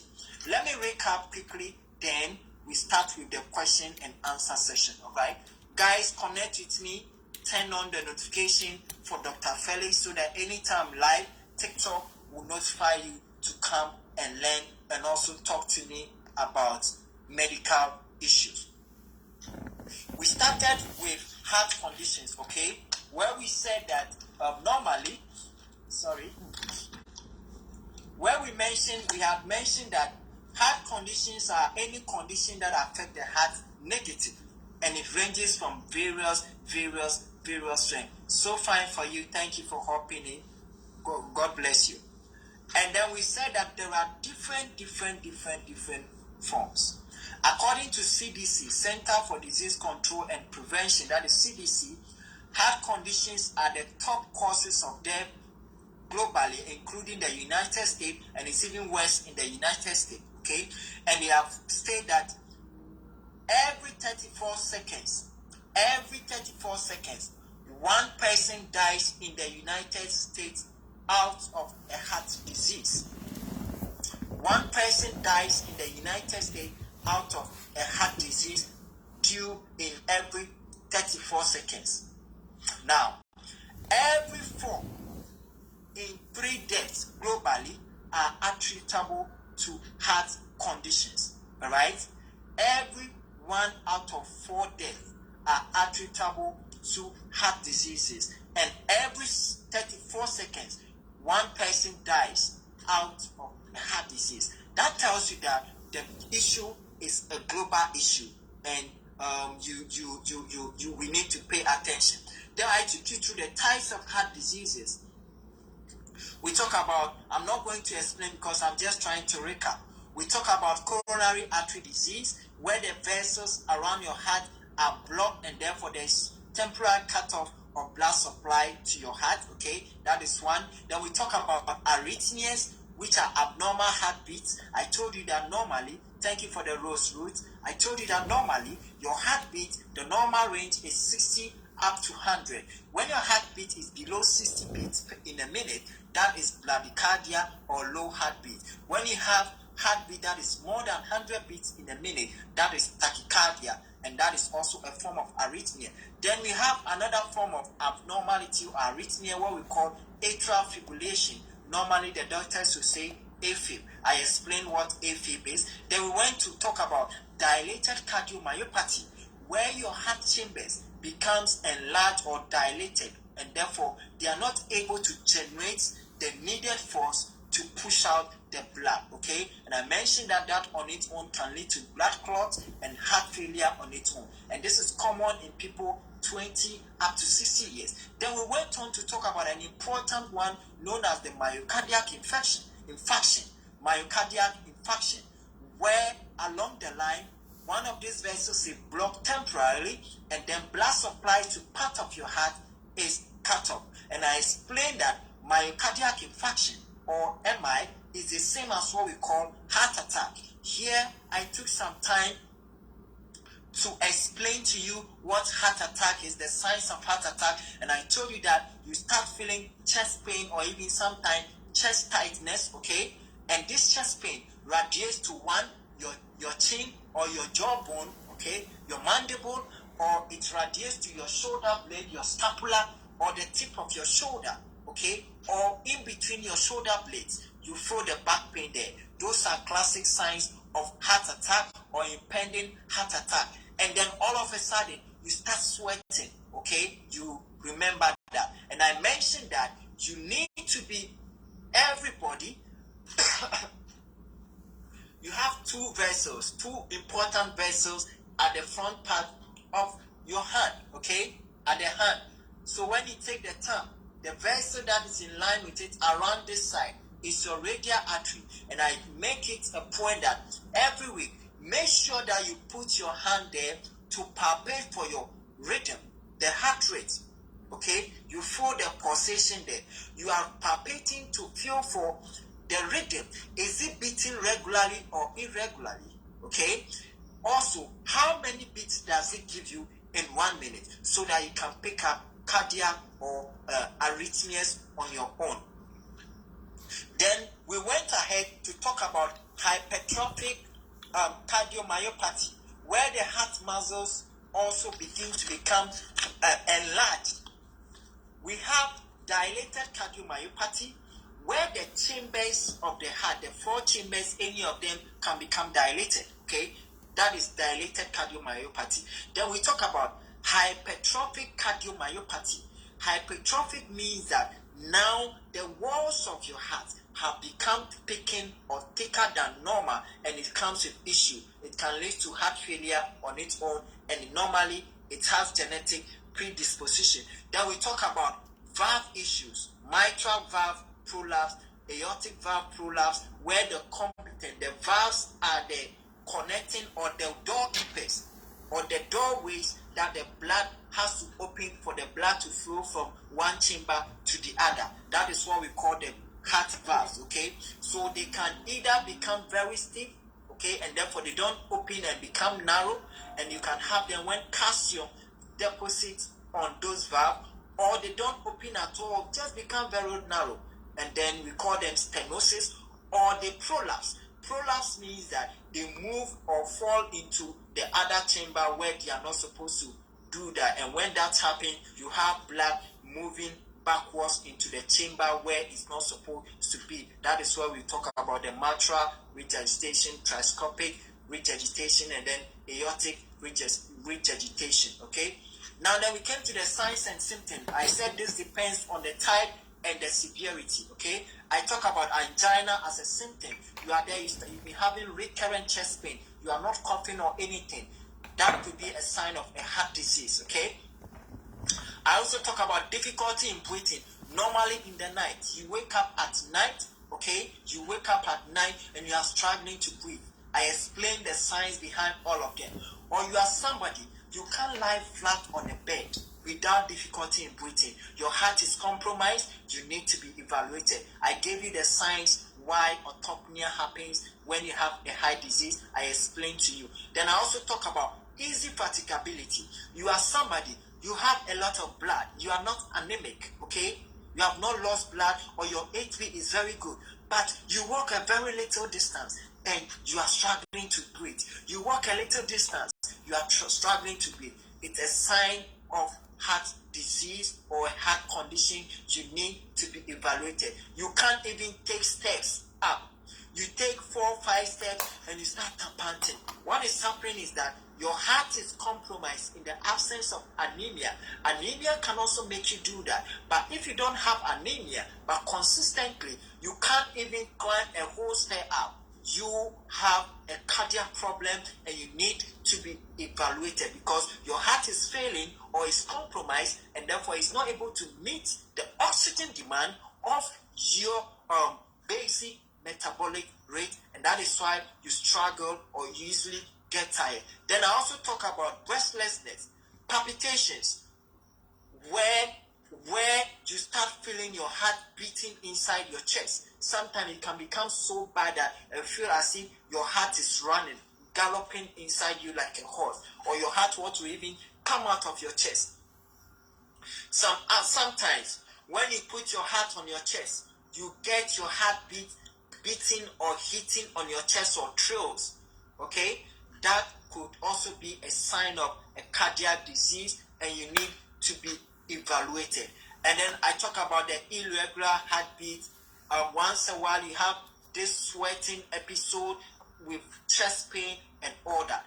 And here I mentioned that if you are there suddenly, you start having chest pain, you start sweating, this chest pain is radiating to your jaws, your teeth, in between your shoulder blades. You are about to get a heart attack. You have an impending MI. What you need to do whilst you prepare to get to the hospital, whilst they call the 911, okay, is that taking a deep breath in and out. In between the deep breath, close your mouth and close your nose and try to cough out whilst your mouth is closed and your nose is closed. You do that for some few seconds, and then you take in a deep breath, then you close your mouth and your nose, you try to cough out. It builds us the intrathoracic pressure, and this helps to push blood to the part of the heart that is trying to die off, which is known as the heart attack. And I also differentiated the difference between heart attack and cardiac arrest. Heart attack is myocardial infarction, where due to lack of oxygen and nutrient, part of the heart muscles begin to die. Okay, cardiac arrest is when the heart stops functioning completely, and you find that when the person does not have a pulse. Anytime that happens, you have to start a CPR. Okay, you start compressing the chest and giving oxygen by mouth or face mask if it's available, whilst you try to take the person to the hospital. Don't rush somebody to hospital whilst you are not giving any CPR or trying to deliver any oxygen. God bless you. Then we went ahead to talk about the food that are important for cardiovascular health. On this note, I would like to end it here. Can I get 200 likes, please? Can I get 200 likes? Can we power tap for 1 minute? Let's all power tap for 1 minute, and then it's time for Q&A sessions. And of course, I talk about heart failure and also the subtypes of heart failure, left ventricular failure, right ventricular failure, and all those other things, systolic failures and all that. God richly bless you. So my moderators, I'm going to drop you now so that we can start bringing people up. God bless you. God bless you. God bless you. God bless you. Thank you so much. Thank you so much. 421 amazing people on the today. It's not a planned event as usual. My name is Dr. Felix. You have written questions. Okay, so far I'm going to bring you up. My name is Dr. Felix. I am a specialist medical doctor, and I'm here together with my team of wonderful moderators. Okay, if today is the first time you are coming here, please don't forget to connect with me and also turn on my notification. I don't play TikTok matches. I don't play boss games. All that I do here is give you free health education on all medical conditions: diabetes, hypertension, chronic kidney disease, kidney failure, asthma, anything medical. Dr. Felix and his team has got you covered. Okay, your first time. Don't forget to connect with me and make me your friend. Okay, connect with me and turn on the notification so that when I am live, TikTok will send you a notification that Dr. Felix is inviting you to the live stream. Make me your friend, friends. Make me your friend and also connect with the moderators. God bless you. First time, all of you, first time, connect with Dr. Felix and his amazing team people. Mama Oracle, you are here. Okay, today I'm not going to talk. After the live stream, I'm going to get to you. I'm not going to say my words today. After the live stream, I'll get back to you. All right, I'm just seeing that you are in the house. I'm not expecting you, but it feels good to see you here. All right, so let me start bringing people up. Guys, before you come up, I beg you, you have to make sure that your background is very clear. No noisy background is permitted in the box. If your background is noisy, we are sorry, we are going to drop you and bring other people up. So Fine says she has got some questions. I'm bringing So Fine up. So Fine, you are welcome. And this is also one of my moderators, guys. She came in later. So Fine is a wonderful person. And if you've not connected with her, make sure you connect with her. On this note, it's time for questions and answers. I am Dr. Felix, your medical specialist. God bless you. So Fine, how are you? I'm fine. How are you? I'm doing well. How was your time? How was your time off? I can't complain. It's been great. It's been great. Awesome. It's been great. Awesome. People have been DMing me all the time. Why am I not coming online? Why? What? So I decided let me come today. I know, but you needed rest. You can't come every day. You exactly. Need rest and time with your family, so you can't come every day. Yeah, that's good. Yeah, you say you've got some questions, right? You can. Well, just a few. So if you want to take, I'm still looking. So you can take Queen's question or comment, and then I will. Okay, let me talk to Queen, and then you hold on. Still be on the screen because you have not been around. So stay on the screen with me, please. I got you. All right, Queen Jude, how are you? I'm very well, Dr. Felix. How are you doing? I'm doing great. Good to have you again. It's always nice to see you, and thank you so much. God bless you for the wonderful work you are doing. We need much more people like you, to educate us on so many topics on how to keep and live healthy. I was listening to, I didn't come early, but I was still listening to some of the things that you were listing, and I've got a question. I remember I did health, wellbeing, and social care in university in the UK, and they were talking down a lot on palm oil. And I know when I was in Africa, they used to say palm oil is good. So, but here, the only thing I realize is because the weather is cold, if you eat palm oil here, especially in this winter, it's really bad. You yourself, you can tell,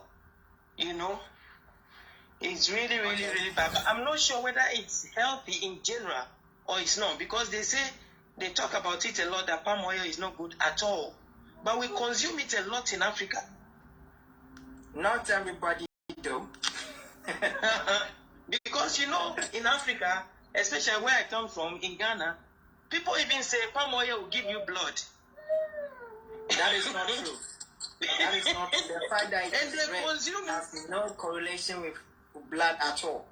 They consume it in high quantity. Yes, I know, but this is what I want to say.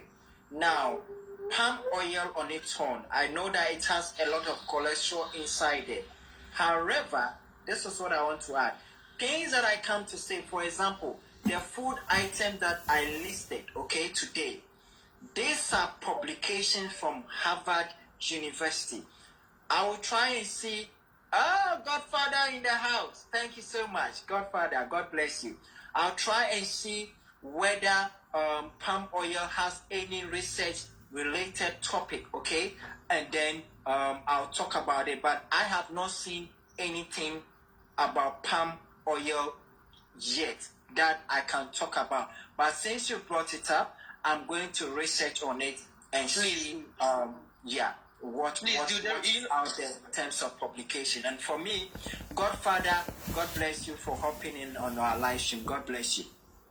We If will it's need not it published, Mhm. if it's not published, I don't like to talk about it. Things that I come to share with you guys are things that are published and they are in the literature reviews and meta-analysis, and I know that I'm giving you nothing but the best. But as you bring it up, I'm going to look more on it. Maybe in the next live session, if you are here, we'll talk about it. All right? Yes, please, because we do consume it a lot in Africa. I A know. lot. I know. You know, it's Thank either you, we are having Godfather. palm nut soup, Thank or you we so are much, doing my some dear. God okra bless soup you. or whatever soup with palm oil. My next question Alright. is, what do you think about this blood group and the food that we eat? Because you know, I come across these things a lot. You know, when I do research by myself, and it says, you know, when you are old, you should not supposed to, for instance, eat a lot of corn. You know, you're not supposed to eat this, and you're not supposed to eat that. And some people cannot even eat tomatoes. It's like these kind of things. I'm not really sure about them. You know, this Alright. corn thing. If you research on this corn, they will tell you how corn really do a lot of damage. And we eat a lot of corn in Africa. Yeah, I know. Thank you so much, guys, for the support in the various forms. Now, I have an event that I'm planning. I don't know why you are poking into my event, but it's good. I have an event that I'm going to do on ABO grouping. Okay, so with your permission, let me reserve that for the ABO incompatibilities event that I'm planning to host so that I can dive in it. Today, I will be much grateful if all of us here, if we are looking at cardiovascular diseases, heart diseases. Let's channel most of the questions to heart-related issues. Most of the contributions should be about heart issues. Trust me, as we clearly saw, it is affecting people from 20 to 60 years. Thank you so much, Joyce, for the roses. Thank you so much. Godfather, Japan, and all of you, God bless you. All right, so let's direct our questions more to the topic of discussion. I'm going to dive more into APO, that is the APO blood group system, as a special event that I have planned, and I've actually prepared some things on it. If it's okay that way with you, it's okay? Yes, it's good. Thank you so much. That will be all. Thank you so much. You are welcome. Thank you. Guys, it doesn't mean you can't ask questions. No, you can ask me questions, but questions about the topic, and then questions that you think is, even it's not about the topic, but you need urgent attention. Maybe you have a heart failure patient, you want to know something about heart diseases in general. Okay, let's bring those ones up. You are hypertensive, you want to know about age relation, diabetic, and all those things about the topic of discussion. Okay, that is how I want us to go. But other than that, if you have any other question, you can still feel free to ask me. Dr. Felix, before you talk to the next person, this young lady in the chat, Jocelyn Pierce, she can't come up because she don't have much followers. She been writing a lot, and I think her situation is serious. Can you connect with her and she can talk to you in the DM? Justin, can you tag me? Just tag me so that I can see you and pick you up. She can't come. She can't come over. You can. No, I want her. to locate her and then give her a follow. So she should just tag me so that I'll give her a follow back. Put a comment in the chat, Jocelyn, so he can connect with you. It's Jocelyn. Right, whilst we wait on her, let's keep it rolling. Okay. AG Kuala, how are you, my sister? I'm fine, thank you. How are you? You are welcome. My name is Dr. Felix. Good to have you. Thank you so much. Sorry to interrupt. She just commented and said, okay. Look for, she just commented and said, yeah, I think I've seen her. So that's her. So message him directly once he connect with you, Jocelyn. Thank you, love. Okay, so Jocelyn, done. I've given you a tick, okay? So I have just connected with you so that you can talk to me. Let me also put this across. on TikTok, I get a lot of DMs, so sometimes miss messages. It's not helping me. So I've now connected my IG to my TikTok profile. On IG, nobody is going to send me invites for boss games and all those things. So I can purposely see all messages without missing them. So make sure you connect with me on IG. That place, I can always answer you without missing your message. God bless you, Val. God bless you. Where is the noise coming from? Is it Aqua, AK Kuala, or where? Good. No. AK Kuala, AG Kuala, the mic is yours, please. Okay, thank you so much. Doc, I want to ask you something. I'm a BP patient and I'm taking ACT. So last year winter, okay, I live in Botswana here, and the winter is not like the one in Europe, but we have winter here.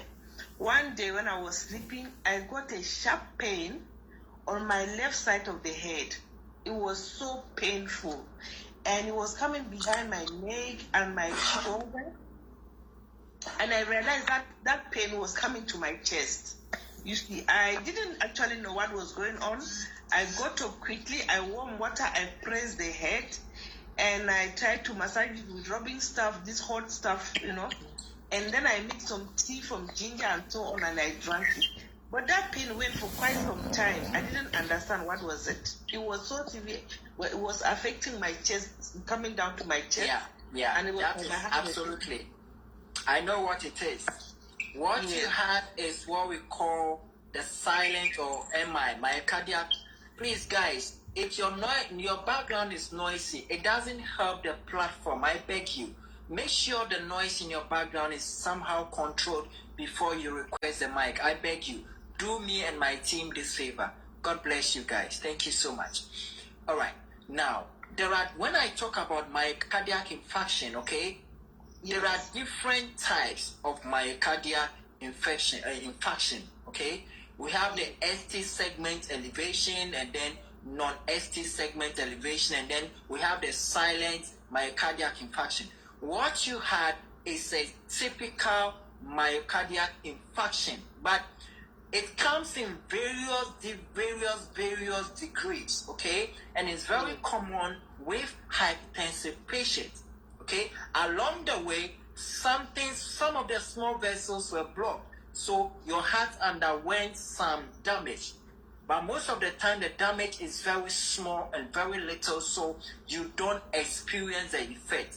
But if you are hypertensive, that is one of the reasons why I made some videos some time ago, 10 things that you need to be doing. You have to be doing ECG every year, and if there are no abnormalities in your ECG, then you have to do an echocardiogram to look at your heart muscles, the walls, how the motion is, whether you've had a wall damage or a valvular damage. When you get the heart issue, which is an infarction, it's not all of them that leads to heart arrest or heart attack in the big form, but the damage will be small, and if it keep repeating, the damage becomes bigger. Okay, so my take is, please try. When was the last time you did an ECG or echo? No, I haven't done it before. I always go for general checkup, but this year I haven't gone. Last year I didn't go for it. That is not good. As a hypertensive patient, okay? Yes. You are at risk of diabetes because of the hypertension on its own. And hypertension alone also puts you at risk of cardiac or heart diseases. So the goal is that you want to pick up these complications as and when they start. You don't want to wait until it has become complex to deal with. So at least once a year, you are supposed to know how your heart is functioning through an ECG. After the ECG, if the parameters there are abnormal or things are not going well, then you have to also do an echocardiogram, okay? That look at the global heart. So please, you need to be doing it. You can't be hypertensive and you don't do these two things. They are very important, apart from the kidney function test, apart from the liver function test, and all the others that I talked about the last time I did high blood pressure. So start doing that this year. Book an appointment and get it done, and then let them review the report for you, okay? Thank you. Thank you so much. You are welcome. Thank you, sir. Thank you, Doc. All right. Yes. Okay. Tyro, Outlule. Your name is so hard. How are you, my brother? You are welcome. Yeah, I'm doing good, sir. All right. The mic is Hello? yours, please. Hello? Yes, go ahead. We can hear you. Go ahead. Okay, sir. Hey, man, I'm experiencing a serious problem on bed, man. I'm taking this high blood medication. Okay. So I got a serious problem when it comes to the bed. So I'm no longer strong as I used to. So what might be the solution? Oh, you mean down there, right? You are not strong Yeah. down there. Sir? Are you referring to your man, them down there? You are not strong down there when it comes to bed, woman and man issue. When you say you are not strong, is that what you are referring to? Exactly, sir. Okay. Now, I will not discuss that here. But what I'll do, give me a follow on Instagram, DM me.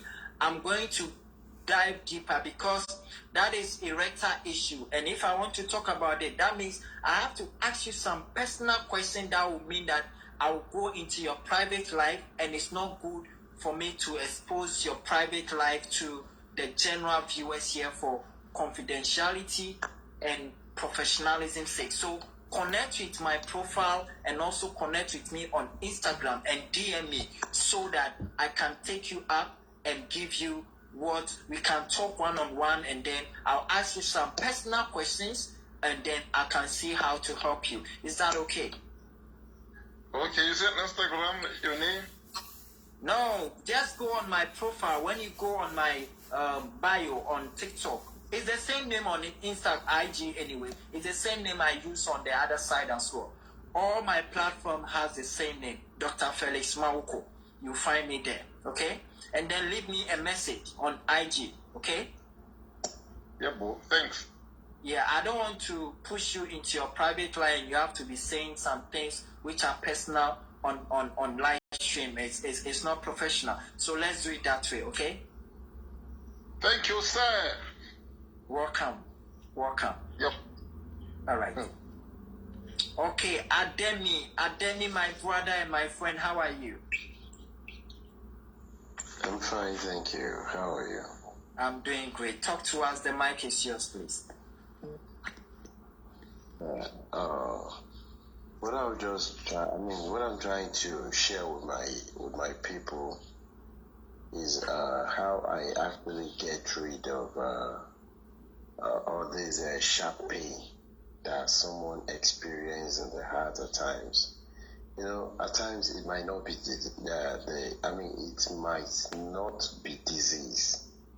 Okay, it might just be a kind of maybe you fail to do exercise in the morning or night, then you just need to stress the heart a bit, then so that it can actually. Ademi, pause there. Now, when you have a pain, anything about pain, there is an underlying pathology. The symptomatology of pain shows that you will always have an organic pathology, and the symptomatology of the pathology is what leads to the pain. So whenever somebody has pain, whether it's from the chest, whether it's from the back, something somehow is always being strained, being stressed, or it has been exceeded its elastic limit. So the statement that sometimes you get the pain when nothing is going on is absolutely wrong, and we will not take that on this platform. Let's go on. That is what I wanted to check. Okay, let me just share my own. Okay, go ahead, please. Let me just for the past about 20 years ago or thereabout, I've been feeling this sharp pain in my left side of the, where the heart is located. Okay, so then I went to my doctor. The doctor said or maybe the heart is, I mean, the veins is not pumping into the heart after pumping onto, I mean, on the other veins. So he now gave me some medications. He said I should get some in the pharmacy, which I did. Although the thing relieved then, but later the thing reoccurred again, okay? But there was a day I was actually bathing in my bedroom. After I took my bath, I just, because You I have don't 3 normally... minutes left, sir. 3 minutes Yeah, more. okay. There are a lot of people in the queue. 3 minutes. All right. Okay, because I don't normally do exercise like that, because I do a very stressful job. So I believe that's part of the exercise. So I just try press up, press up as an exercise. I did like 20. Then the sharp pain relieved. Then I continue like that, and the sharp pain gone. I didn't see it again, even till today. I didn't experience that again. Exactly. Now pause there again. Let me tell you something here. You see, like we're talking about, one of the risk factors for heart conditions, as I stated earlier on, is lack of physical exercises. What's happened? Now, when you don't exercise, Faith Love, thank you. When you don't exercise, this is what happened. You have build-up. Before I even continue, what test was done for you when you went to the hospital before the treatment? No. I just consulted the doctor and he said I should get some drugs. I just explained. So what are we talking about? Although I actually carried out an ECG last year. Okay, when I went there was a professional training that I went for, so it requires all these tests and everything. I went for ECG. They tested me. They said everything is fine. Okay. So what I want to tell you is that there is always something going on when you have pain. Okay, that is indefatigable fat. That fat cannot be overruled. Pain is a response to something. It's like Newton's third law. To every action, there is equal but opposite reaction. So your body, one way of expressing what is happening to it is pain. The exercise that you did, okay? Chest pain, there are a lot of things that can give you chest pain. You could be having an infection, okay? You could be having what we call costochondritis, where the junctions between your rib and the mammary, they undergo some changes due to position and all that. I am an orthopedic surgeon, so I understand what I'm trying to. I don't know if you know the condition known as costochondritis. Okay, your ribs, they are junctions. Okay, you can have problem there, and then the heart is inside the rib cage, and you can also have pain there. Even when you have pneumonia, simple chest infection, okay, whether lower respiratory tract infection, you can get chest pain. Okay, so chest pain is always a response. But when it comes to the heart, when it's happening and you do exercise, what happens is that you clear the body system, you burn some of the fat. If there were too much fat around the heart and the heart was not able to expand well, you burn some of this fat. You also help to reduce the low cholesterol. That is why exercise has been documented globally as cardioprotective. If you want to have a good heart, you want to have a good cardiovascular system, exercise is one of them. And anyone who exercises is one of the preventive measures for you to prevent heart diseases. So you came up, you step up your game, and it's the exercise that help you. If not, things can still progress and it will get to a worse form. You understand me? Ademi, are you here? Ademi, are you here? I'm here. I muted before. I hope you heard all that I've said, right? I heard you. Thank you very much. So the exercise is very good. That is why even people who have been having heart issues, we tell them to do exercise. If you are hypertensive, we tell you to do exercise because it will help clear your bloodstream, your cardiovascular health. It improves it. And also, exercise helps your body to generate other things in your body that helps your vessels to relax and all that. Okay? So it's a good thing you did, but it didn't mean that there was nothing wrong with you, right? Mostly press up. Mostly press up for all men. Exactly. Research has shown that if you can do exercise 30 minutes 4 times in a day, you reduce your risk of cardiovascular health, you reduce your risk of getting diabetes, you reduce your risk of getting heart problems. Just 30 minutes, 4 times in a week. That is research, and it takes you by 30% lower in terms of developing the condition. So God bless you for sharing your opinion with us on this platform. It means a lot to us, okay? Thank you too. Good night. Good night. Thank you. All right. Okay, Holy Gang, how are you, Holy Gang? Welcome to our platform. Thank you. How are you, Doctor? I am doing great. Good to have you.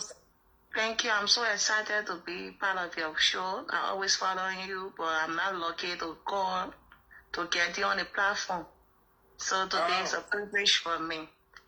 Okay. Yes. That's why I keep telling you to keep coming. One day it will be your time and you get a chance to come in the box, okay? Sure. Yes, so yes, I have it today. So I must tell my problem to the doctor through the help of God. What I've been experiencing last week and up to now, almost 2 weeks now, my heart keep beating faster. My heart sometimes get caught, they keep beating faster. It has not been happening to me before.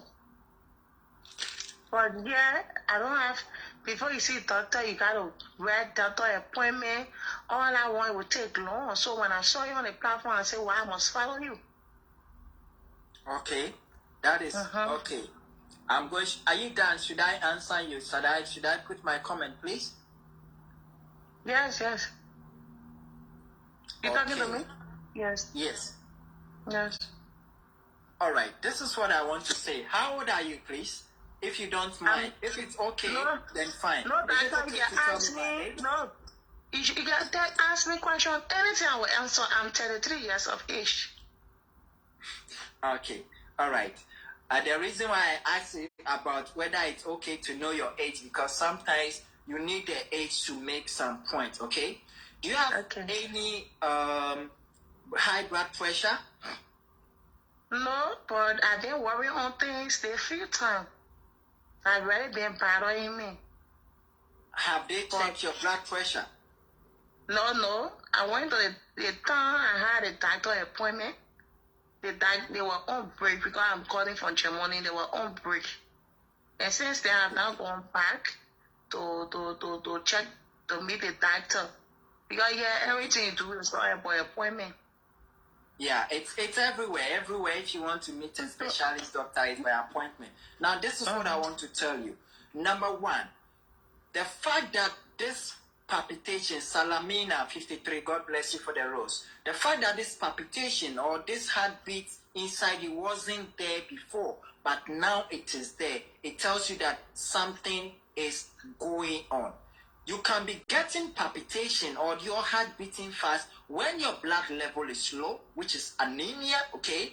Anemia can lead you to palpitations when your HB drops up to a certain level. The other causes of palpitation is what we call the cardiac issue. And commonly, when you have what we call it, high blood pressure.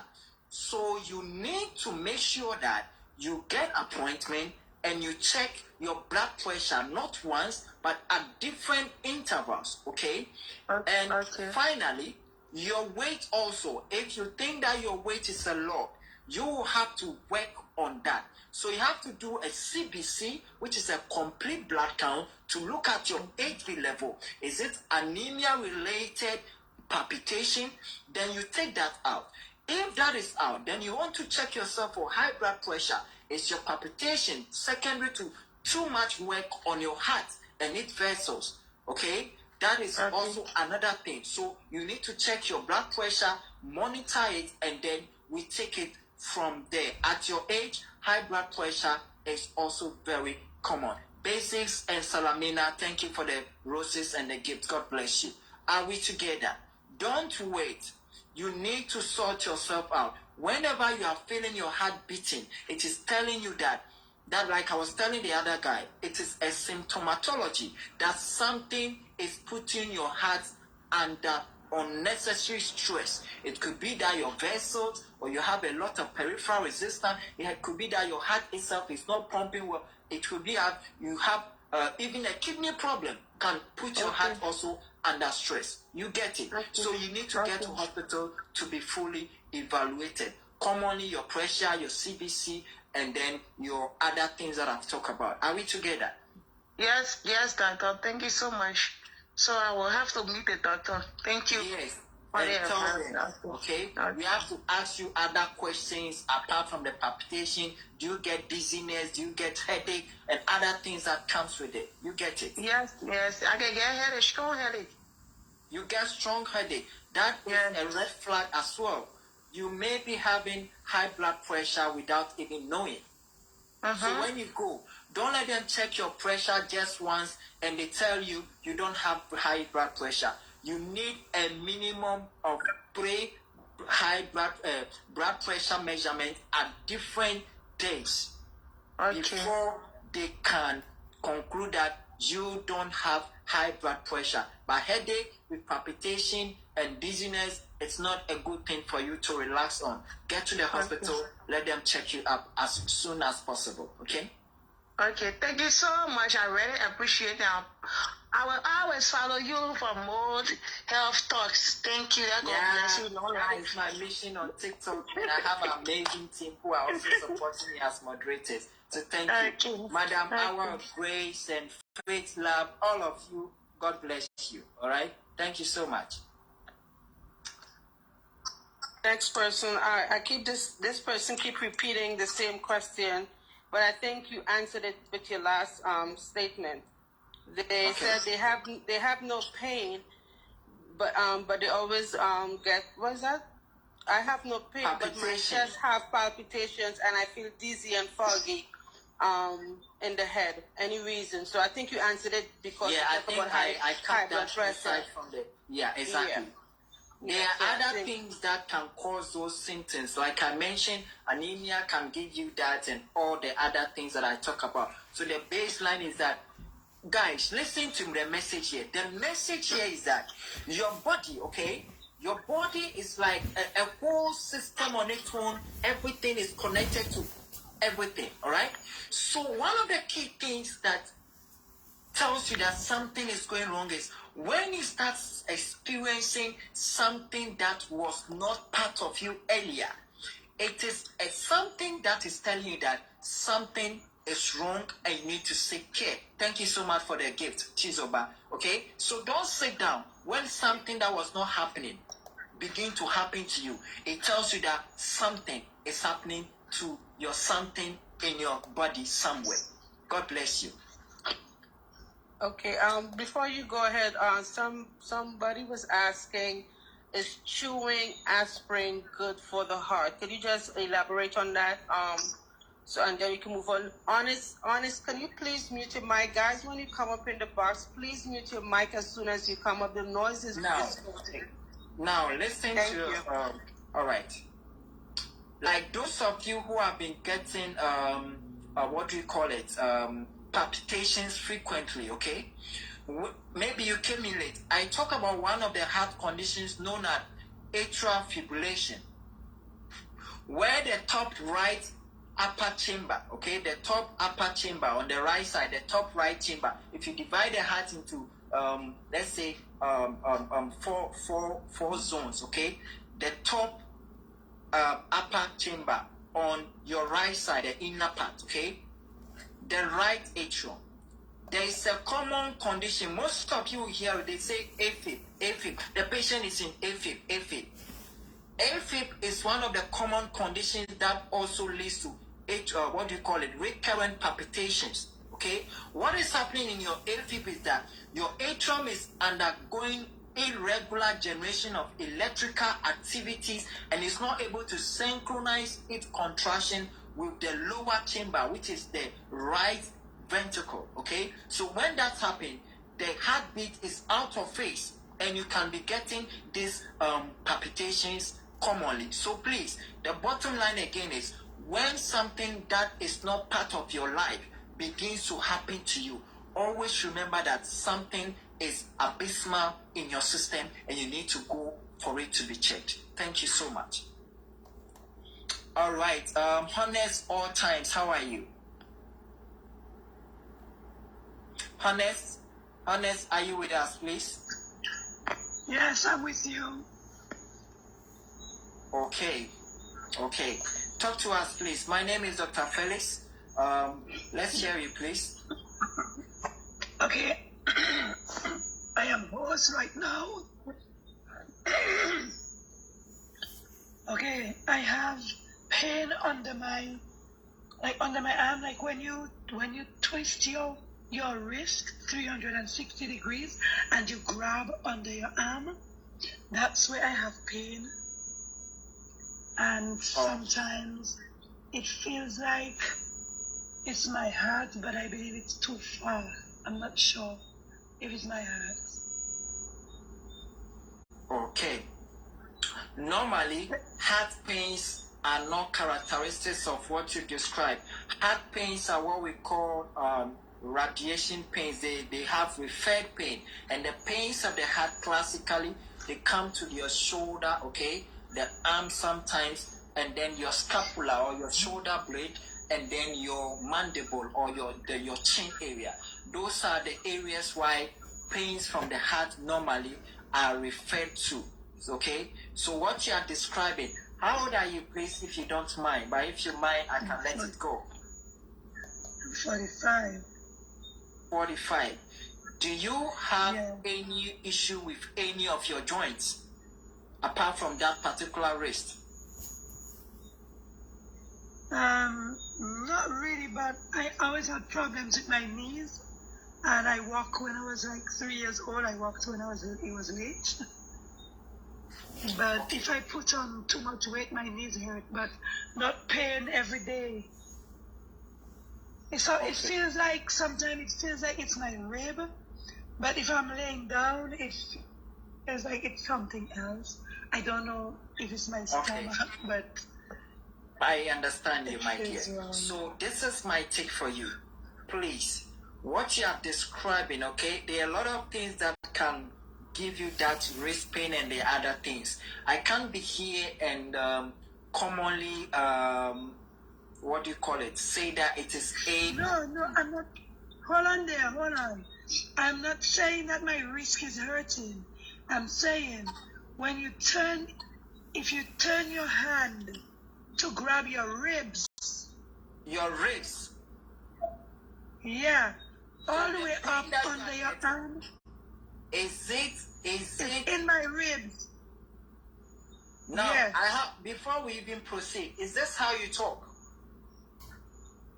No, but I am hoarse today because I caught the cold today, this morning. But either than that, this is not how you talk. No. Okay, because your voice is also suspicious. As you are talking, I'm listening to you, and a lot of things are running through my head in terms of these cardiovascular things that we are discussing. That's why I decided to go there. Now, let me get your question straight. Are you saying you have pain in your wrist, or when you put your hand there? Where is the pain? On your rib or your hand that is going there? Let me get that straight, please. Okay. In order for you to know where the pain is, I have to turn my wrist 360 and put it under my armpit. And when I grab, right where I'm grabbing, that is where the pain is inside. But I'm not sure if it's muscular or if it's inside my heart somewhere. Okay. What I would like to suggest is this. Can you please just get to a nearby hospital? Sometimes they have to start with just a physical examination, okay, and other symptoms, and then take a very detailed history if there are other symptoms that are associated with it. I would advise you, yes, it could be from the heart, it may also not be from the heart. It's not every pain that you get is related to the heart, okay? Even peptic ulcer disease can get you also pain that graduates to your back and other things. So please get to a hospital, let them do a thorough evaluation, examination, and then based on that, they can do an imaging. Maybe just start with a chest plain radiograph, a chest x-ray to look at your ribs itself and all that, and see whether there is something else going on. If the history suggests that you may be having a heart issue, then that is when they may have to progress to do what we call the ECG to see the electrical